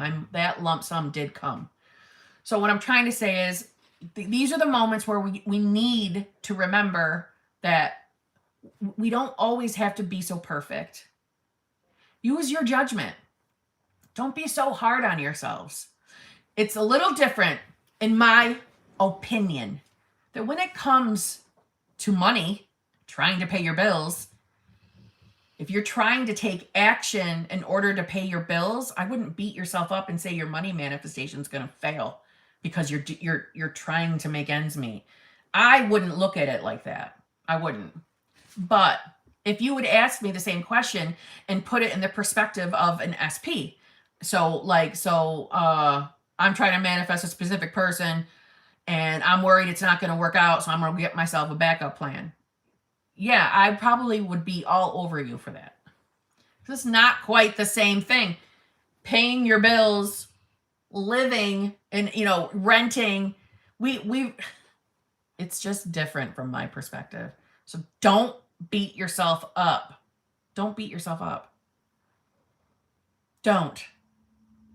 Making ends meet until your money manifestation shows up doesn't make you a failure at manifesting. I'm telling you from experience, I did it. I went and got that second job. I'm not telling you all who's manifesting money that you need to go get a second job. That's not what I'm trying to say. I'm saying if you're concerned, listen, you never know. Maybe that was inspired action. In a fucked up kind of way. In my scenario, it was.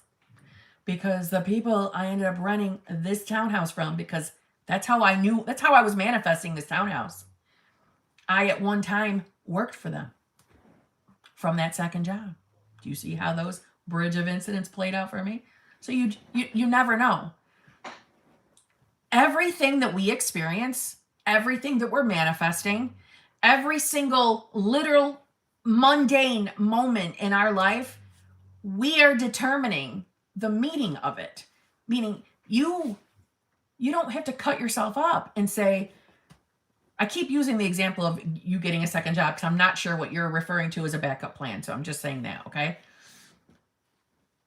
Even if the rules of the universe say that is you getting a backup plan because you went and got that second job while you were manifesting money, okay? Even if that was the rules, that was a backup plan, it still somehow, some way will end up being a part of your bridge of incidents and your manifestation will still come.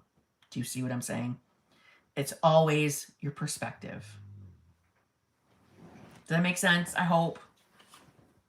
So if you're manifesting money, anybody else out there, and you're manifesting, like I was manifesting a lump sum.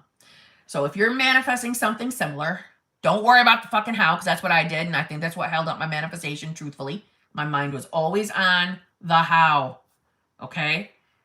Get off the how. Try to embody the state of you already being in a good financial position.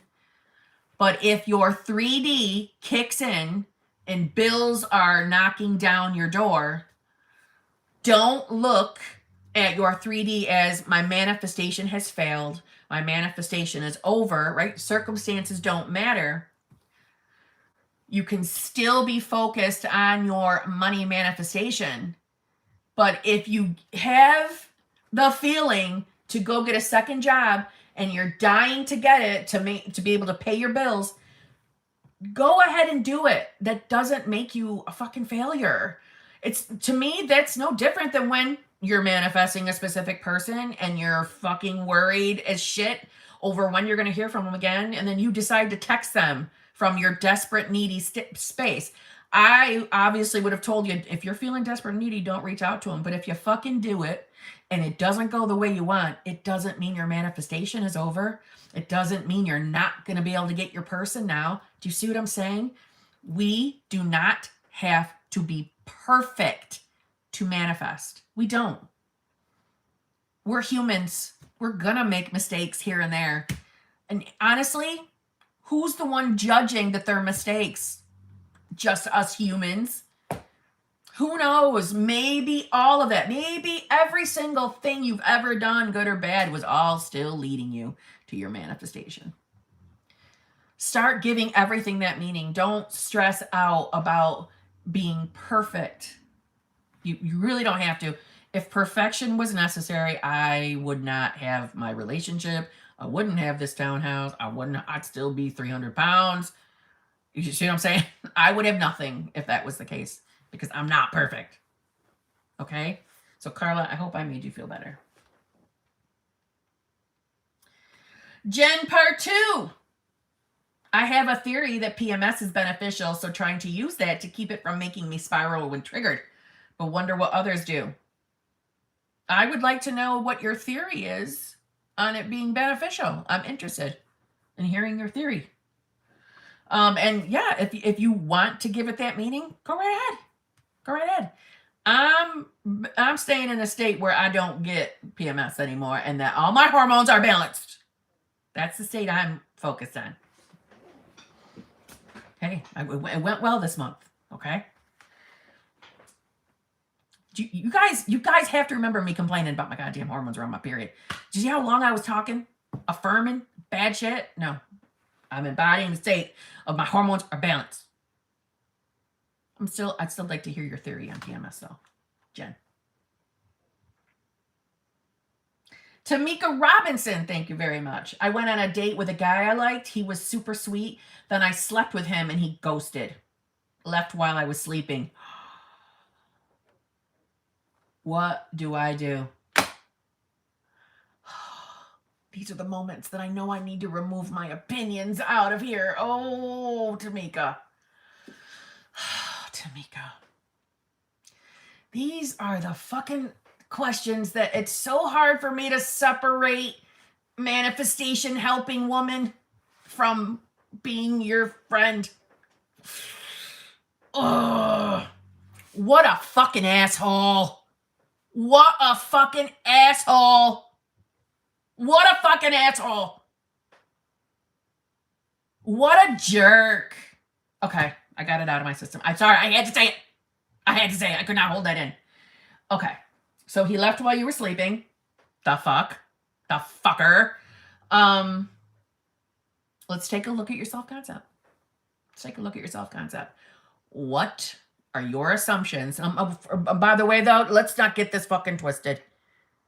Just because we're taking a look at what your fucking self-concept is around love and relationships does not mean you are to blame for him being a fucker. Okay? I have to say that. Okay, so let's take a look at what your assumptions are around love and relationships. So if we have a feeling that we are, fear of abandonment, fear of not being chosen, even possibly the fear of being ghosted, which is abandonment. Let's take a look at that. Let's take a look at your previous relationships. How were you treated? How did they end? What were the behaviors? This guy's a fucker. Okay, I don't like him. I automatically dislike him entirely. But my opinion doesn't matter. Okay, you manifest what you want. Let's take a look at what beliefs you have Okay. I hope he gets itchy ass for a year for doing that to you. Me too. All right. You know what? No, we're going to give it the meaning that he shit his pants, literally, and needed to get out of there before you woke up and smell it. So he shit his pants and needed to get out of there before you figured it out. Okay? He shit his pants. So we must start looking at the assumptions around love and relationships immediately. Okay? His dick will be limp for the next 2 months. Oh my God. Oh, that's so funny. Yeah, he got diarrhea. He did. He had the, like, what do you call it? What's it called? Like, instead of projectile vomiting, he was on the verge of projectile diarrhea. Couldn't get his pants on fast enough. He splatted all over his fucking pants and his underwear, and he had to get the fuck out. Check your underwear drawer. You probably had to put on a pair of your underwear to get out of the house. That's the story we're giving for this. All right? That's why. Okay? And listen. Okay? Listen. Things can turn around in literally like 24 fucking hours. Things can flip like this. So don't be surprised when you reconnect with him if he has some kind of excuse that he has to confess to you about. Okay? Just saying. Projectile diarrhea splattered all over the place. He had to get the fuck out. Explosive. Thank you, Cheryl. Yeah. Okay? Explosive. Medical emergency explosive. Anyway, his fucking colon was coming out of his ass. It was so emergency. That's why he had to fucking leave. All right? So, once again, get into your self-concept. What are your beliefs? He harassed his own panties. He took her panties. She should go back and count her underwear and make sure it's all there, because I'm sure he took a pair. Like, he had to. It was an emergency. Look at your previous relationships. Look at how you were treated. Look how they ended. Other than the fact that you were ghosted, what other, thoughts are coming up around this scenario? What are your beliefs around love and relationships? You take a look through all of those, and anything that doesn't sound good, anything that sounds like that you don't get what you want, or you don't get treated well, or the relationships aren't going to work for you, you make note of all of those. And from there, if you like to affirm, you're going to create affirmations from those. So if it's, I have a fear that I'm going to be abandoned, or I have a fear I'm going to be alone the rest of my life. No.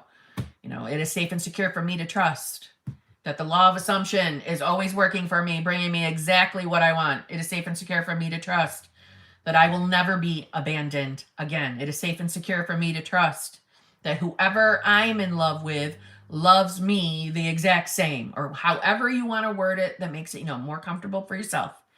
That's what I would start doing, and start actually, trying to envision or embody the version of yourself that is in the relationship, that knows that she's wanted, she's desired, she's chosen. She never has to fear about someone picking up in the middle of the night with his explosive fucking diarrhea. Things like that. Okay? Start there. And if you want, you can be affirming for Mr. Diarrhea. That's his code word from this point on. That's his name.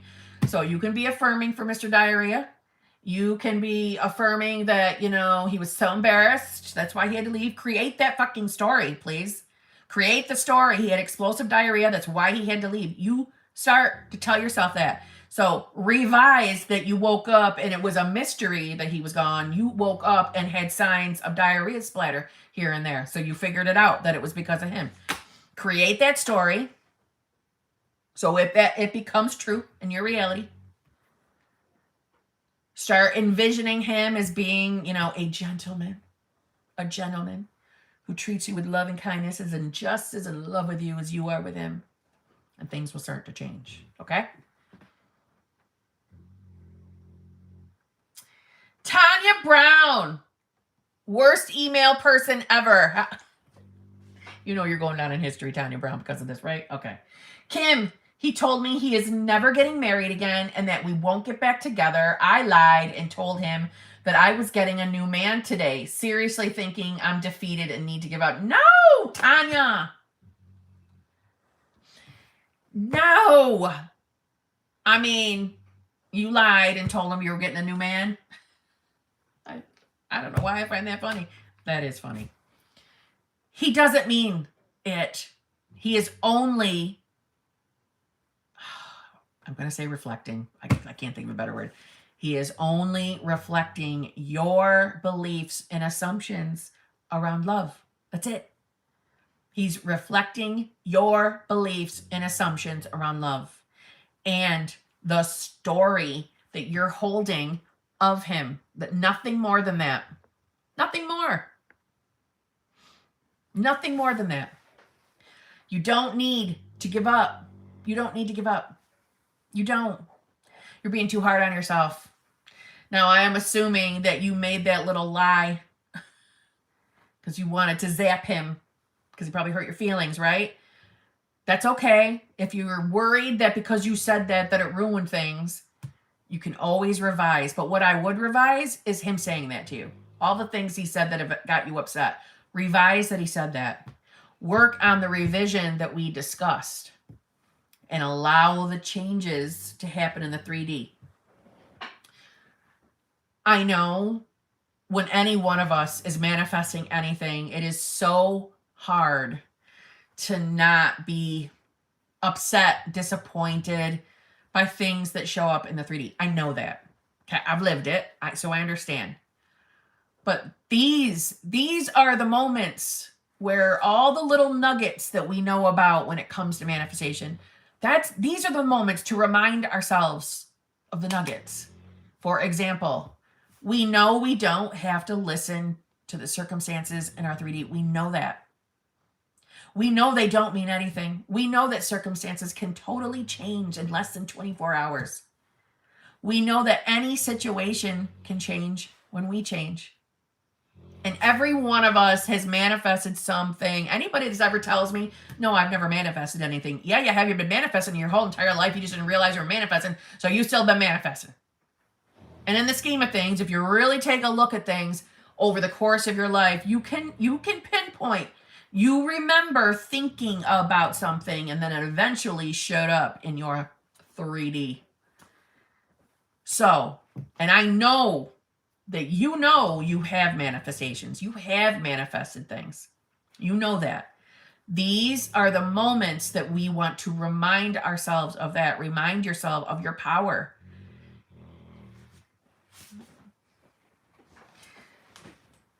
I like to think of it as when we're getting really upset with our 3D and we're believing the circumstances we're experiencing, it's like we're falling back asleep. We're falling back asleep and serving the 3D, serving the master of the 3D. We are the lucky people. We're awake. And the only master we should be serving is ourselves in the 4D. So when we're starting to believe the bullshit of the illusion, which is our 3D, we are falling back to sleep. We are. We're allowing our emotions, we're allowing our upset little ego make us fall back for the illusion. When we get woke up to manifesting, you are undoing your lifetime of thinking life just happens to us. You are also undoing all your objective reasoning, logical reasoning. We look at situations and circumstances and we compare them to previous experiences so that we can believe, well, this makes sense. This is probably going to happen because this happened before. Or this circumstance is starting to look exactly like previous circumstance. So this is going to be the actual outcome. This is probably what's going to happen. No. You were manifesting that whole time. It's the fear of being hurt. It's the fear of not being able to experience our manifestation. It's the fear of putting yourself actually out there, meaning involving yourself in this believing that you can experience your manifestations. It's the fear of you putting your faith into this and that you're going to get slapped down and not get the manifestation after all. It's the fear of it not working out. You're letting that overtake you. So this is the moment to say, no, no, no, no, no. You're not going back to sleep. Stop looking at him like he has the free will to decide that he's not getting married and he's not going to come back to you. No, he's reflecting your inner fears and nothing more. Nothing more than that. You're being too hard on yourself. You're not giving up. Revise. Go back to the revision that we were already starting to work on. Okay? Close to midnight. Thank you very much. I'm in a great place right now with Celeb SP. Ignoring 3D and 3P, seeing signs everywhere. She officially straight. Even snatched a... I know that's a rainbow, right? A rainbow flag? Even snatched a rainbow. Does that mean rainbow flag? At a concert and hung it around her neck. It does mean rainbow flag. I figured that one out myself. Okay. And hung it around her neck. She's going to conform soon. I just know it. I am not going to lie to you. I do not know what the rainbow flag means. I mean, I know what... Well, I think I'm misunderstanding you entirely. What is she? She officially straight. Even snatched a rainbow flag at a concert and hung it around her neck. But I'm not understanding the correlation. You guys know things have to be spelled out for me. You know I'm not good with like small phrases and things like that. You know I'm not. I need everything spelled out for me. Okay, I'm 48. I don't know everything. It's pride. Okay, what's a pride? Well, I don't get it though. You're celebrating in this, so I'm assuming this is something good for you. Yes? Does it mean what? At Pride Month? I know. Well, we just had Pride Month. I don't understand, but okay. Is it a good thing that she put it around her neck? Does that mean that means good? Pride equals gay. Okay. Well, I knew that, but I don't understand why it's good that she put it around her neck. She officially STR8. I thought that meant straight. Even snatched a rainbow flag at a concert. See why I'm not getting it? I'm not getting it.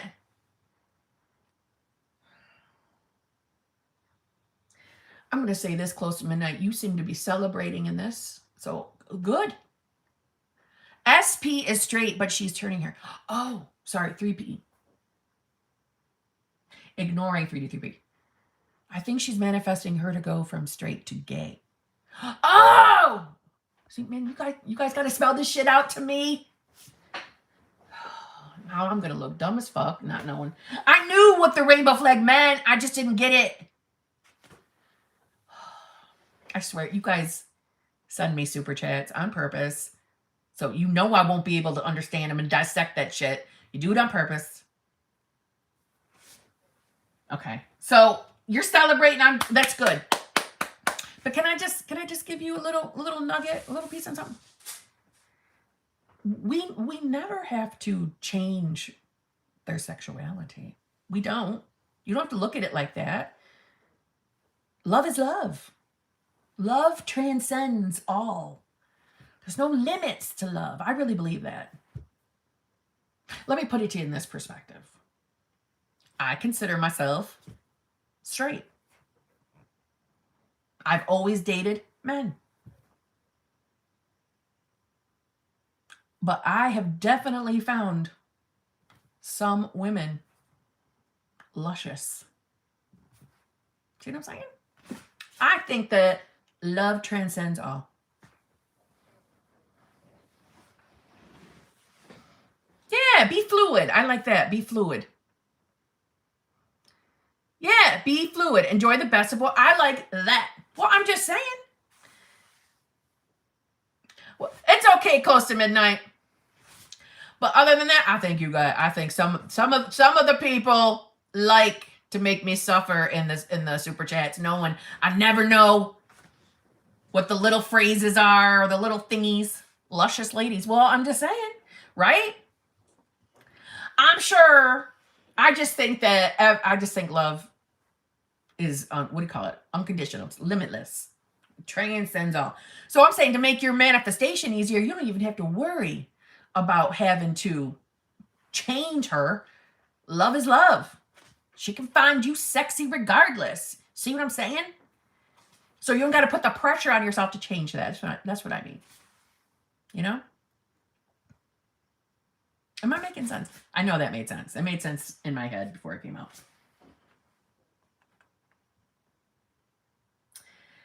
Tanya Brown, member for 6 months. Love and appreciate you. Thanks for all that you do. Please tell me what I got to do to get back into the rotation. I got you, girl.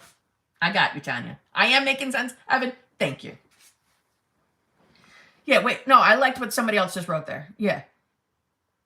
In your reality, whoever you want naturally wants you. Yes. Yes. I just think that love transcends. Love has no limits.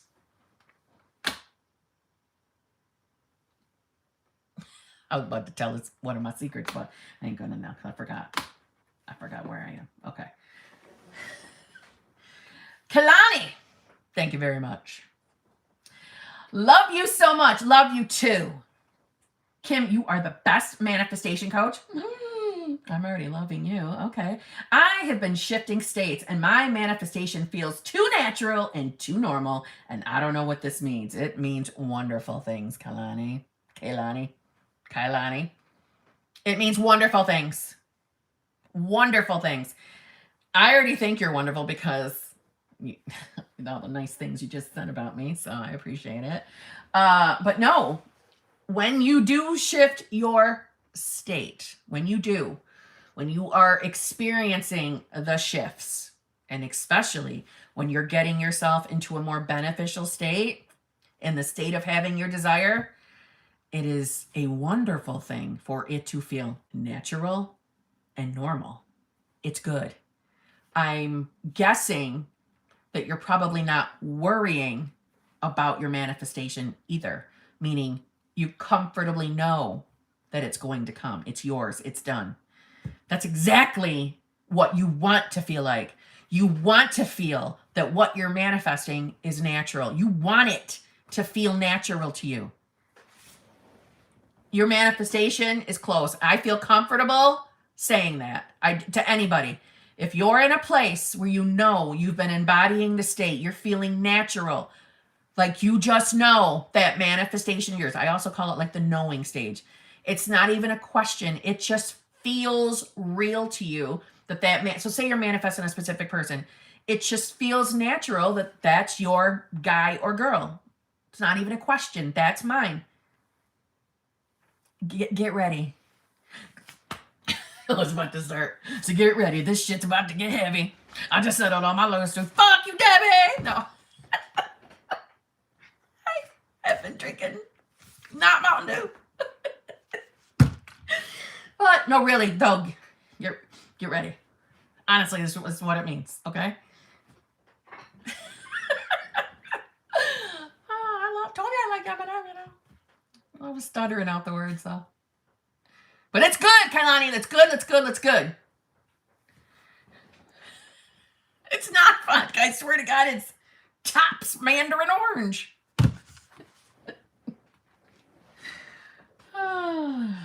So it's a good thing. It means good things. Okay?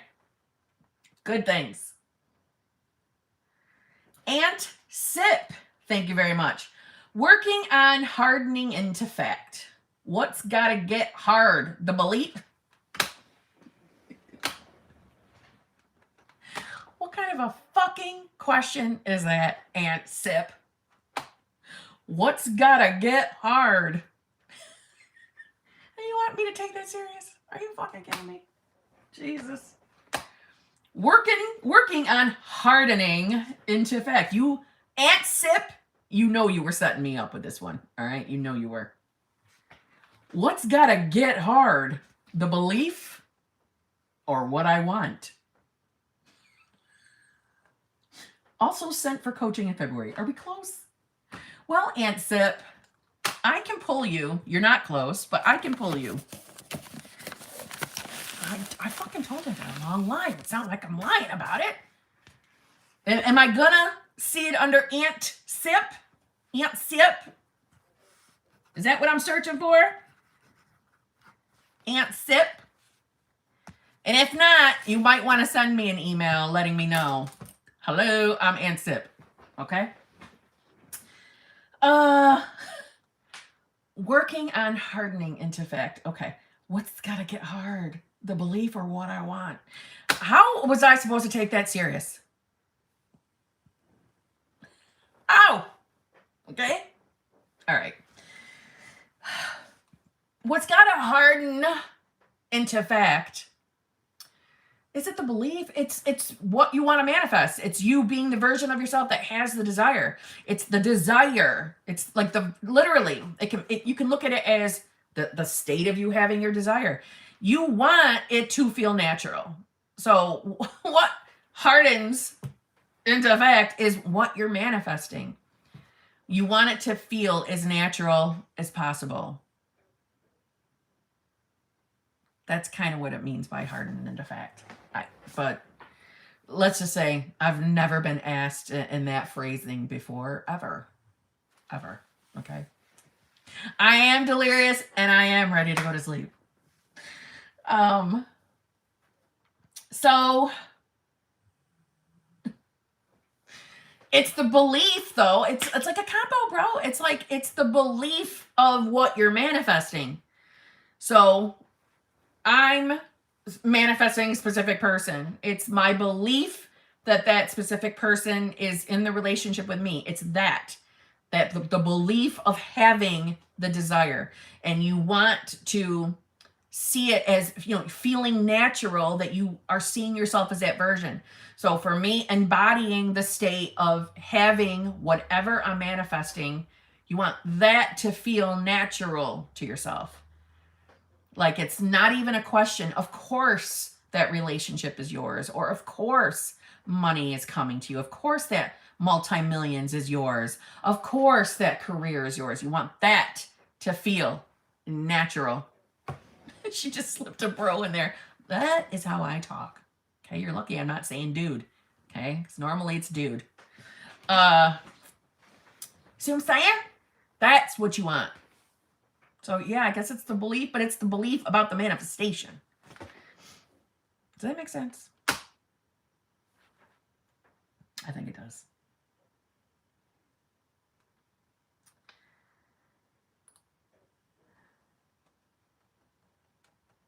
Oh no, I got to go back to that other page. I just lost everything again.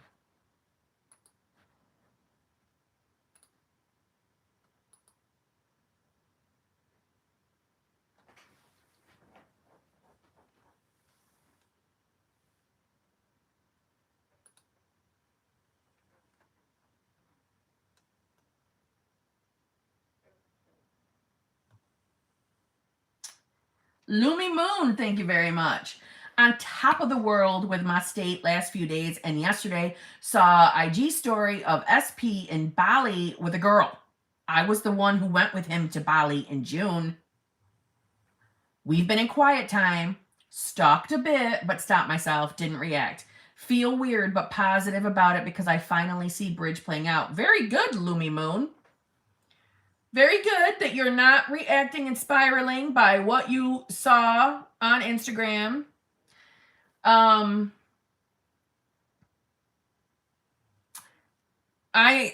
actually very proud of you. Very, very proud of you. I'm not gonna lie, when I started reading it, I expected this. When I saw you bought one right after, I'm like, oh no, this is gonna be a rough one because you're probably spiraling. And I'm very, very proud of you that you're not. And it might feel weird because in your old 3D life, it would probably feel natural to want to react and spiral. And in the old 3D world of living, normally that would be something we should be upset over. But when you're on this side of the house, and you're up here where you're supposed to be, right? Embodying the state of having the manifestation. We don't have to look at 3D circumstances through our old logical glasses. It's the old life, old world. Yes, everything in my life is always perfect. I am very proud of you. So, so proud of you. I'm telling you, I was expecting the spiraling. I was expecting it. So well done. And listen, we don't have to give this any other meaning. It means nothing. It means nothing. And the more, let's say, the less attention we give that scenario, the quicker it's going to wither away and die and go bye-bye out of your 3D. So keep this same energy. Well done. Don't give it. See, this is another example of every single thing that we experience is neutral. It's neutral until we give it a meaning, whether it's positive or negative. Lumi Moon is on top of her game, and I'm very proud of her. Very, very, very proud of you. Keep doing what you're doing, please. And don't give it a second thought. You stay in that state. Well done. God, I wish I was giving out little, like, the star stickers like they do in kindergarten. I would give you I'd give you a sheet of star stickers. I'm very proud of you. Most people would have spiraled, would have been triggered by that. You're staying on your game. Well done. And it's because that you're staying in that mindset, that's going to go bye-bye. That's going to go bye-bye. Without a doubt. And you watch that, if you stay in this state, listen, like say a day from now you fall out of the state, don't beat yourself up, okay? But if you maintain this, you watch that person turns out to be something so nowhere near a 3P status. Nowhere near it. You watch. Circumstances will flip, and that person will be not even close to being even in that category. It'll be something stupid. You wait and see. I've seen more circumstances flip on their heads, and I've seen amazing things. So I know situations like that can go bye-bye like that, and completely the whole meaning, the whole how it appears completely change. So keep doing what you're doing. I'm so proud of you. Well done. What? Wait, Kim, I did that, and it turned out she wasn't a 3P. No way. I just told myself that random girls do not mean 3P. That was your BBL. I just validated your own thought. Well done. Lumi Moon, you're on top of your fucking game. This is a good sign. It's a very good sign. I'm proud of you. Raj Sharma. Thank you very much. My ex has a 3P. I love her. We broke up 2 years ago. Okay. My ex has a 3P. You love her, and you broke up 2 years ago. Okay, Raj, well then get on your manifestation game. Doesn't matter if they have a 3P. It does not matter. That's just a circumstance. 3Ps don't have to mean a damn thing. The focusing on the 3Ps is what keeps them in our perspective.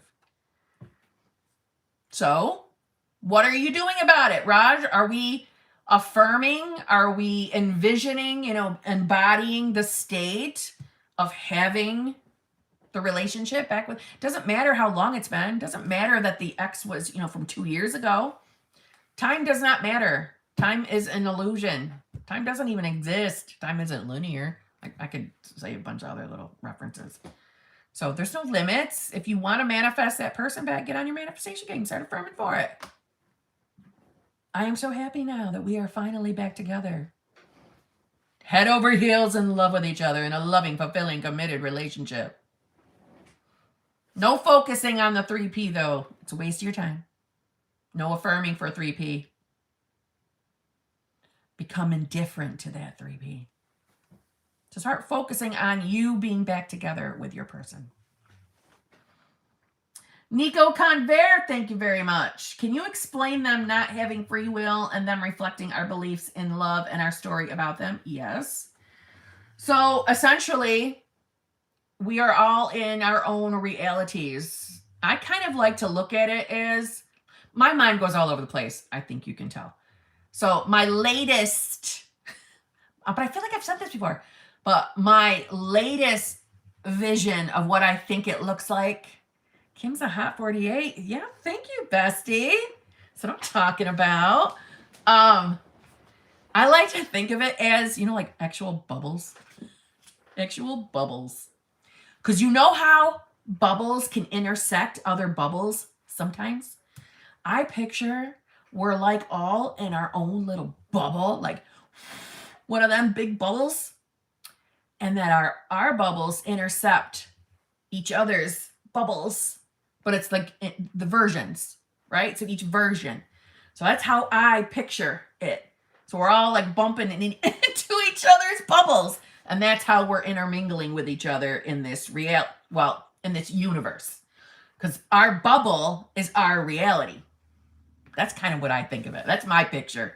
So I'd be interested to hear what everybody else pictures, by the way. What do you all get a picture when we say, you know, you're the god of your reality? What does it look like to you? What's the picture you get in your mind? So mine's bubbles right now. They do smell good. They're good smelling bubbles. That's just what I picture.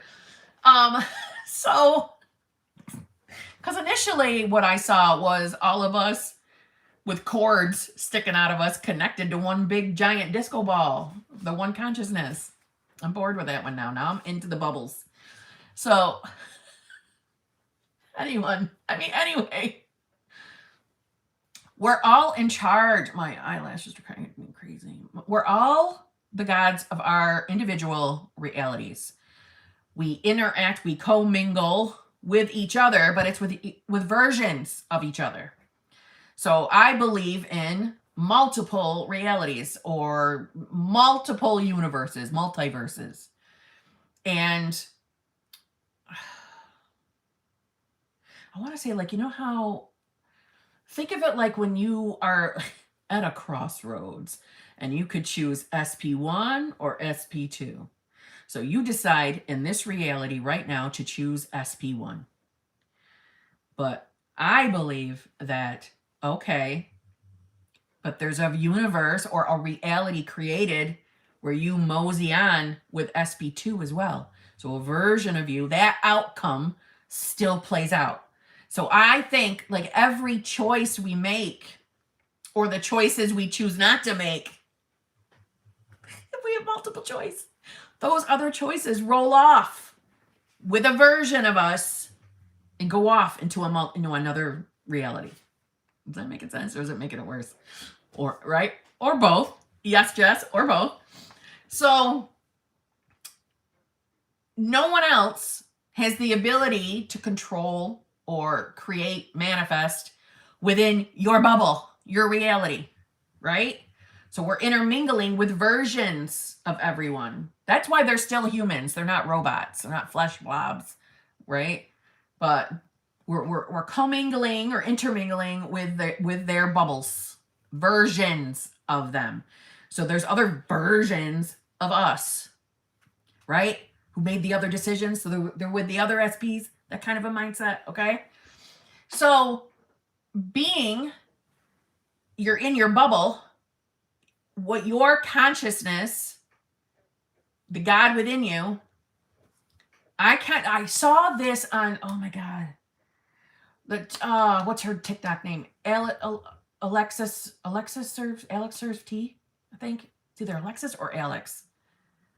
I love her channel. And she posted this little video of what she thinks it wasn't hers. Oh my God, I'm taking forever. I'm sorry. Sorry. She posted this video but she got it from somewhere. And it shows like a human being, like sitting, like in a yoga pose on the floor with these beams, light beams, like bouncing and emanating, like do-do-do-do, like that, do-do-do-do-do, do-do-do-do-do, coming out of them. And that was like a visual of what our consciousness is doing, producing our reality around us, those little bubbles. So like when we finally croak and elevate to the next level, maybe we'll find out we were only ever just sitting in that fancy friggin' yoga pose, bubbling off our consciousness. You see what I'm saying? Or think of it like the Matrix. Whatever you picture, okay? Whatever you feel comfortable is going to be your thing anyway, right? Because we all are creating our own little thing here. So, all that being said, when you're manifesting a specific person, that person is still a human being, but it's a version of themselves. The version that's in love with you. And although in this moment you might be in a circumstance in the 3D reality where maybe you two are not together, but your consciousness is manifesting, creating, sending out the light beams that are projecting out into your 3D. And being that we're all connected by consciousness, that is how your person is getting your signals. You will love me. You're head over heels in love with me. I'm teasing you, but it's essentially the visual that goes on in my head. But that's essentially how it works.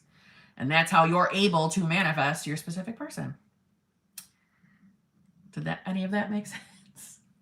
Listen, you know not to ask me serious questions after a certain time at night. You know I get loopy.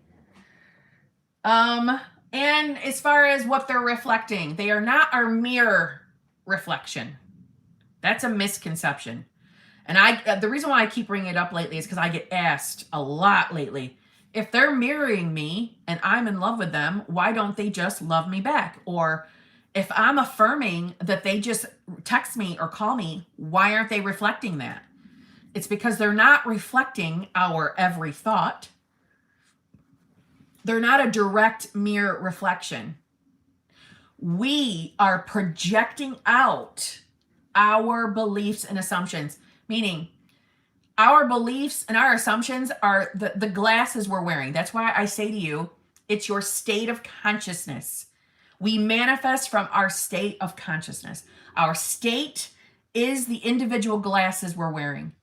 And when you're in a particular state, we'll say a victim state, where you don't believe you're chosen, right? Or you're not a priority, you feel abandoned, or you feel like you've been broke your whole life, right? That money's always been hard to come by. That's the state you're in. That's the beliefs that are attached to that state. You perceive your 3D through your state glasses. And so everything you see, you are perceiving through those beliefs and assumptions. And that is why SPs show up directly acting out their acting job to fulfill the state you're embodying. So if you're in a state where you don't feel chosen, with your glasses on, you will only be able to perceive anything coming from your specific person from the mindset of victim. If the belief is not chosen, your SP will begin showing things that you perceive as him making you not feel chosen. Which is why I say, if you were to look at one set of circumstances and you were looking at that circumstance from the victim state, so your victim glasses were on, you could shift to the woman or man who has it all state, put those glasses on, you would perceive that exact circumstance completely differently. Because you can only perceive your 3D through the lens that you're wearing. Your state gives you glasses. Think of it like that. So you're only ever going to see things through the lens of the state you're embodying. Fuck me, that was long. Does that make sense? By any chance? You don't know if that made sense? Lack is whack. Come on, Sarah. It made sense. It made sense. Didn't it? I'm not repeating it. It was so long. It was so long.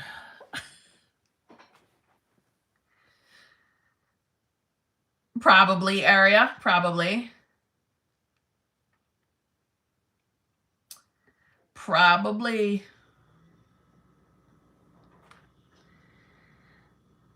I feel enlightened. I feel like I heard a speech from Albert Einstein. I gotta go to bed. I'm fucking tired. I'm reading one more and then I'm going to bed. Brittany Brooks. Thank you, Sarah. You definitely made sense. Yeah, it made sense. Thank you, thank you, thank you. Oh, thank you, Carolina. Wow, that was such a good explanation. Thank you so much. I appreciate that. Okay, Brittany Brooks. Hey, Kim. How's poop? Poop is good. Poop. Oh, wait. Did I tell you guys? Yeah, I think I did. Poop is cured from mastitis. She's on antibiotics. She's good. So she did not have her surgery. They got postponed. Which I was secretly glad because I didn't want her to go. I didn't want to let her go surgery. I was scared. I don't like anesthesia. Anyway. So she's good. She was bad today. You already heard me telling that story though. Life's amazing and so are you. I love you. I just want to say thank you for all that you do. It's very much appreciated. Things are great. Just booked another session. Can't wait. Love you. Brittany Brooks, I love you. Thank you. I love you. And I can't wait to meet you in person. And let's do the math. 15 days. 15 days. 15 days. Thank you very much.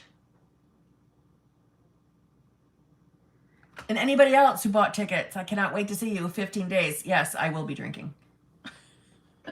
That's going to happen. That's definitely happening. I'm chilling out. I'm relaxing. All right. Wait, what? What's that? Why do some people don't get their manifestations? Maybe they do something wrong in the process. Limiting beliefs. Bridge of incidents. Combination of both. Truthfully. As far as why do some people not get their manifestations, it's number one, it's because they gave up. They called it quits. Because manifestation is perfect. I will get on my high horse on this one. I'll get on the soapbox for this one. Manifestation is perfect. Manifestation will always come. Generally, anybody singing the songs that I didn't get my manifestation, they called it off. They decided the manifestation didn't come. The manifestation was still coming. And it probably still is. But remember my Amazon van analogy. When you're on your manifestation game, your manifestation has a green light and it's fan. It's on its way to you. When you are falling apart, having your doubts, you get the yellow light. When you are spiraling, right, losing your shit, you get a red light.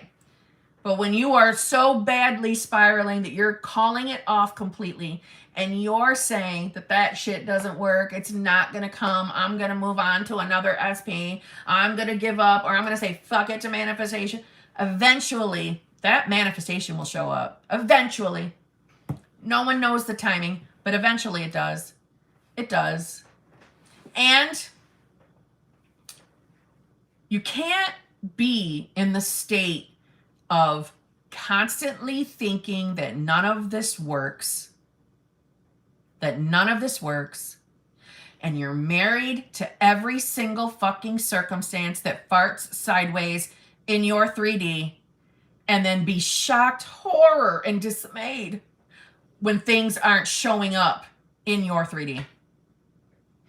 Eventually, you've got to entertain the thoughts of stepping into a new mindset, stepping into giving a little trust to manifestation. You don't have to believe to manifest, but you also have to accept at some point that, listen, you're either going to have your dominant state of consciousness or your dominant thoughts in the place of having your shit, or you're going to stay in the corner dominantly thinking none of this works. It's not going to work. Everybody's lying. It's all fucking scams. Okay. It's the law of assumption. That's your assumption. That's your belief. And that's exactly what you're going to fucking experience. So well done. You're still manifesting. You see what I'm saying? That's why. That's why things happen. And for anybody that says they've been working on a manifestation for I don't care how long. I don't care. They automatically start assuming they're doing things wrong. And the more you keep telling yourself that, that's what you're going to experience. It's really simple. It's the law of assumption. What you assume will be true. It will be true. You are so much more powerful than you are all aware. I really believe that. Thank you, Brittany. Both Brittany's. Thank you. But it's true. I am your definition of basic bitch. If I can manifest, anybody can. Anybody can. There's no excuses. There's no excuses. I'm telling you, there's no excuses. I might not talk about every single traumatic experience I've had throughout my life. I might not discuss things like that. I might not want to. I might want to keep some things to myself, but I cannot stress to you, if I can do it, anybody can do it. Anybody can do it. Okay? All right. And on that note, let me read Cass Ann's real quick, and then I'm gone. All right? Kim is the best. I said when I said no other coach compares. I love you, daughter. Brittany Nicole. Just my child. Thank you. And that's another thing. Let me just drop one more. There's a reason why I'm not a Neville purist. And when I say Neville purist, I mean, I don't follow word for word every single thing that Neville Goddard ever said.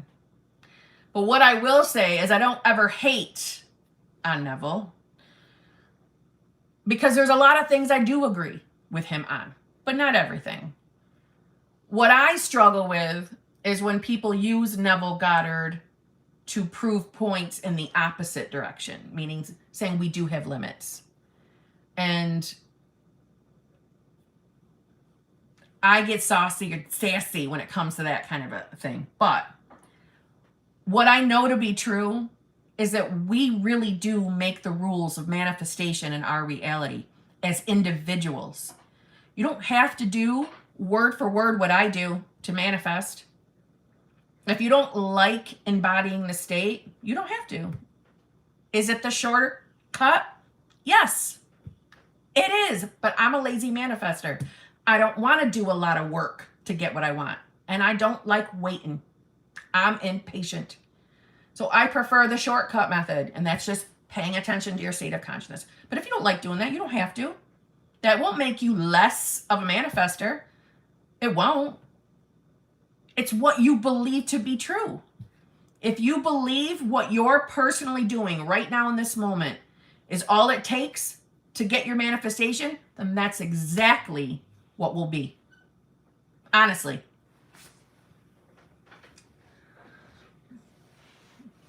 Thank you, Mr. Forte. But you really do make your own individual rules. You do. I didn't even realize we were making our own, that we could make our own rules when I was making my own rules.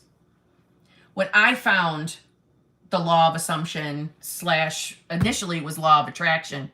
When I first found that, I didn't want to affirm. I didn't want to affirm. I just decided that scripting would be enough. That scripting would be enough. I just made that choice. And look, anything I've scripted, I've manifested. I'm on to a new scripting book. But anything else, I need to dig them out so I can show them to you guys. So you can see the date of when I scripted it to when it manifested. Because I made that rule for myself that if I wrote it down, it would manifest. And I didn't even know at the time that we could just make our own rules. You see what I'm saying? So I'm telling you from personal experience, You can decide for yourself. I was never someone affirming all day long. That wasn't me. I was writing every morning, and that was it. Granted, add in mental diet. I tried to not let my thoughts take a shit all day long, but I was not good. My first year, which is why I manifested 2 summer vacations, because I allowed my mind, or now knowing my state, to be in a victim state 24/7. See what I'm saying? So learn from my mistakes. Be your own boss. You make the rules. All right, Cassan. I'm good at manifesting money, but not so good at keeping money. Stop saying that, Cassan. Have the limiting belief of whenever I get money, something always comes up. I used to have the same fucking belief. Bills, car problem. How do I fix this? Things can be... Okay. I had the same exact belief. What's that? Wait, we love a coach who take accountability and is real. I love you, girl. I love you. All right, so... Cassan, I used to have the exact same belief around money. I had the same exact one. So, what I would script, and it, like, let me say this. What I scripted, this brought me comfort. So you don't have to use the exact words I did, because I know I shared this with somebody else. Thank you, Nicole Batch. Why do people coach hop? Just watch Kim. I love you. Thank you. I know you love me. Mwah. You're stuck on me. I know. I know I am. Okay, Cassan. This is what I used to script, but this brought me comfort. I know I shared this with somebody else and they didn't like the one thing, so I'll tell you. I used to script that I can buy, do, and save whatever, you know, because it was supposed to be like a spin-off of you can be, do, and have whatever you want. So I would write, I can buy, do, and save whatever I want, because it was such a new concept to me to think that, you know, I didn't have to be afraid of losing money anymore, that I could actually get money and keep it. So I was still in the, I have to save, I want to save. So it was still coming, you know, looking back, it was still coming from a lack mindset on my end, but it brought me comfort to script that, because that made me think that money was coming to me. I know the fuckery, I know, but it was my belief. It was my belief around what I was writing. So just know that I can see how that has a little lackey statement in it, but I believed it was solving my problems, and well, it eventually worked, didn't it? So that was one of the things I used to script. And I would write things like, you know, I don't have to be afraid of losing money. I have so much money, I don't know what to do with it. You know, money flows to me like water. I'm a multi-millionaire. You know, I make certain, I would say Sammy Ingram used to say, like I make $1,000 a day or something like that. And I think I may have scripted that one when I heard her saying it, because I liked it. So if there's a dollar amount you want to make per day, start writing it. Just, you know, totally immerse yourself in really changing your mindset around money. So really saturate your mind with money. Money is constantly flowing in. You know, money flow. I used to really like money flows to me like water. I don't know why, but I really liked that one. Money flows to me like water. I have a never-ending supply of money. I don't have to worry about anything. I can go out shopping anytime I want and not worry about paying for bills. Everything's always taken care of. I'm abundant in every area of life. And I would just, when I was script, I would just let my mind dump. You know, I didn't restrict myself. Money is in my veins, yes. My income exceeds my spending by 10. I like that. So it's, honestly, Cassan, it's just totally immersing yourself in that. When, say, a circumstance pops up in your 3D that is going to trigger that old shitty belief of yours, you're going to want to face it when it comes up. And when I say face it, I mean, I don't think that you have to sit there and feel it in your body, unless it does trigger you to the point where you're feeling the stress. But, no, That's not what happens in my reality anymore. That's not my reality. I don't mean that you have to go and be flipping every fucking thought that comes into your mind. But when it comes to any belief, really, if it's really prominent and really haunting you, but if it's not causing you the stressy feelings, just redirect. But if you are getting stressed, you're going to sit with it just like you would if we were talking about a specific person. That's what I did, and it worked for me. And for what it's worth, just to make it clear, my money manifestation came long before I was offering any form of coaching on this channel. Just saying. So my money manifestation came long before that. Just to make it clear, okay? All right. Christ. I'm so fucking tired. All right. On this screen, the last one I see is an exuberant one from Cynthia.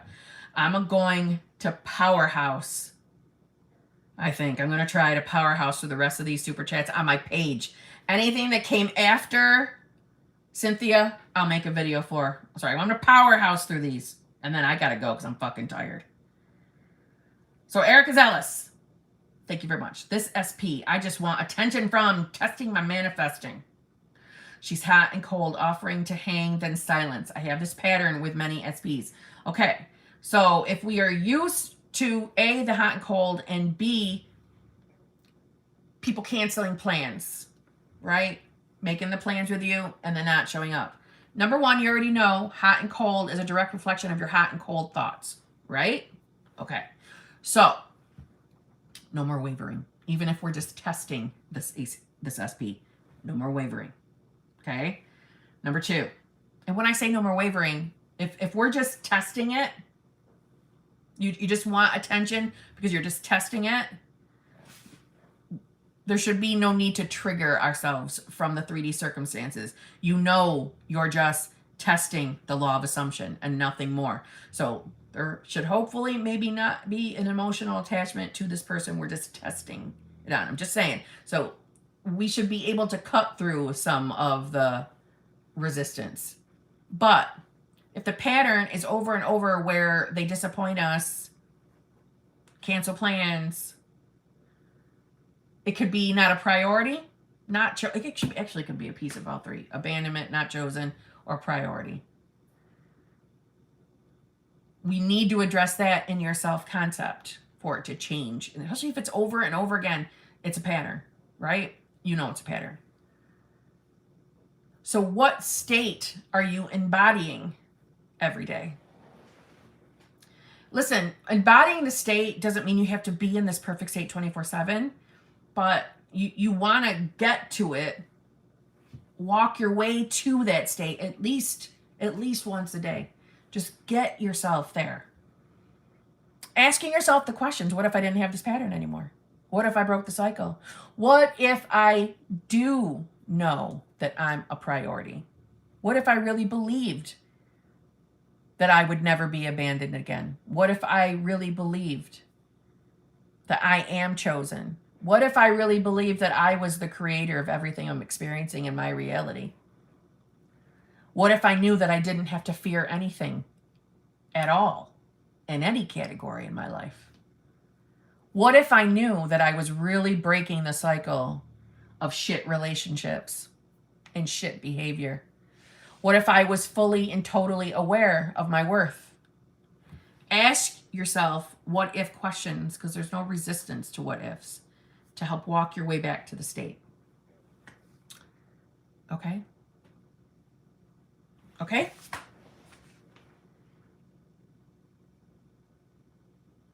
Anna, again, Kim, I just wanted to tell you SP1 just showed up in my house, ripped the divorce papers, got on one knee, and told me he was not going to let me know because I'm the light of his world. He came with roses. I'm crying. Oh my God, Anna. Anna, I'm speechless. I don't even know what to say. Anna, you have decided. I know, Brittany. I know I need to. I'm fucking tired. Anna, I don't know what to tell you. This is amazing.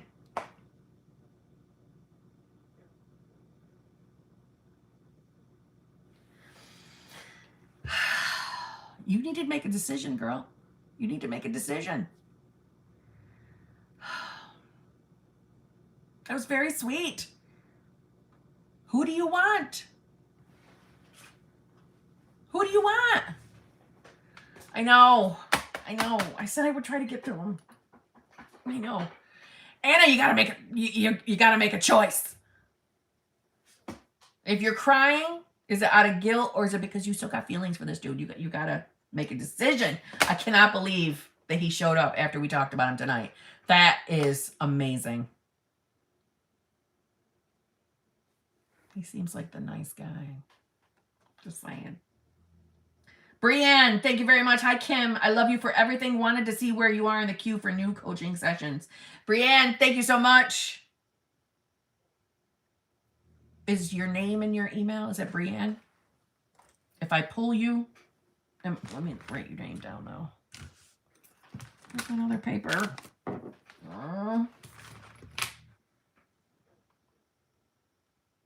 Aunt Sip. What did I just do? Fuck me. Okay. Never mind. I found it. All right, Brienne. I will search for your name. If your name is... I can't even talk. I'm so tired. If your name is not in your email, send me an email right now and tell me, hey, this is Brienne. And I'll pull you out of line. Okay? Who's next? Nicole, Queen Bitch. Kim, I love when you dramatize the 1,000 babies. I love you, Nicole, Queen Bitch. I know. I was going to try to get through the rest of these on here. I can't. Oh, I'm so... All right. I have to acknowledge, though, Cynthia's, because, my God, Cynthia, you spent so much money. Cynthia, that is the largest super chat I have ever received in the history of my channel. I just want to say that. Yeah, I know. We're going, guys. God, I want to say something to her. Everybody else, I'll make a goddamn video. You know I will. God, I feel so much guilt when I don't get through the super chats. Cynthia, hey Kim, I had major movement with SP. We spent the weekend together and we argued. Although we talked about it, I still can't stop thinking about how I felt when we argued. I feel like things were going so good and now I'm unsure. How can I get back on track? Cynthia, thank you so much. I will call you to get off the live. Let me just answer Cynthia and then we'll go. I know. Okay. Cynthia. You can revise the argument. You never got off track. An argument is just a circumstance. You were never off track. You're letting the argument trigger you. Revise the weekend. Revise that you never argued. Revise that you had an amazing weekend together. Honestly, it's as simple as that. Just revise.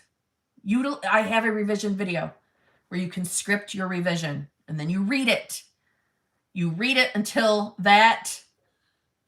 I'm sorry, I'm seeing Brittany blow up my chat to get me to shut down the live. All right. So that's what I would do, and stop telling yourself you're off track. You're not off track. Thank you so much for your outrageously generous super chat. That is the biggest super chat I've ever received on this channel. So thank you so fucking much. I totally appreciate that and didn't deserve that. So thank you very much. Revise it. You're not off track. Revise. It's really your perception of your 3D is what you're experiencing. Nothing more than that. Don't stress it. Don't give it a bigger meaning. Okay? And on that note, anybody's super chat that I did not answer, I will make a video. I make videos of the super chats that don't get answered in the live streams. Okay? Oh my God. Okay. On that note, I'm going to bed, okay? I'm glossy-eyed. I'm acting crazy. To be honest, not even sure of the answers I just gave in the last 3 questions because I was just blah, blah, blah, blah. All right? So, on that note, I love you all. I'll see you all tomorrow, okay? Love you all. Be good.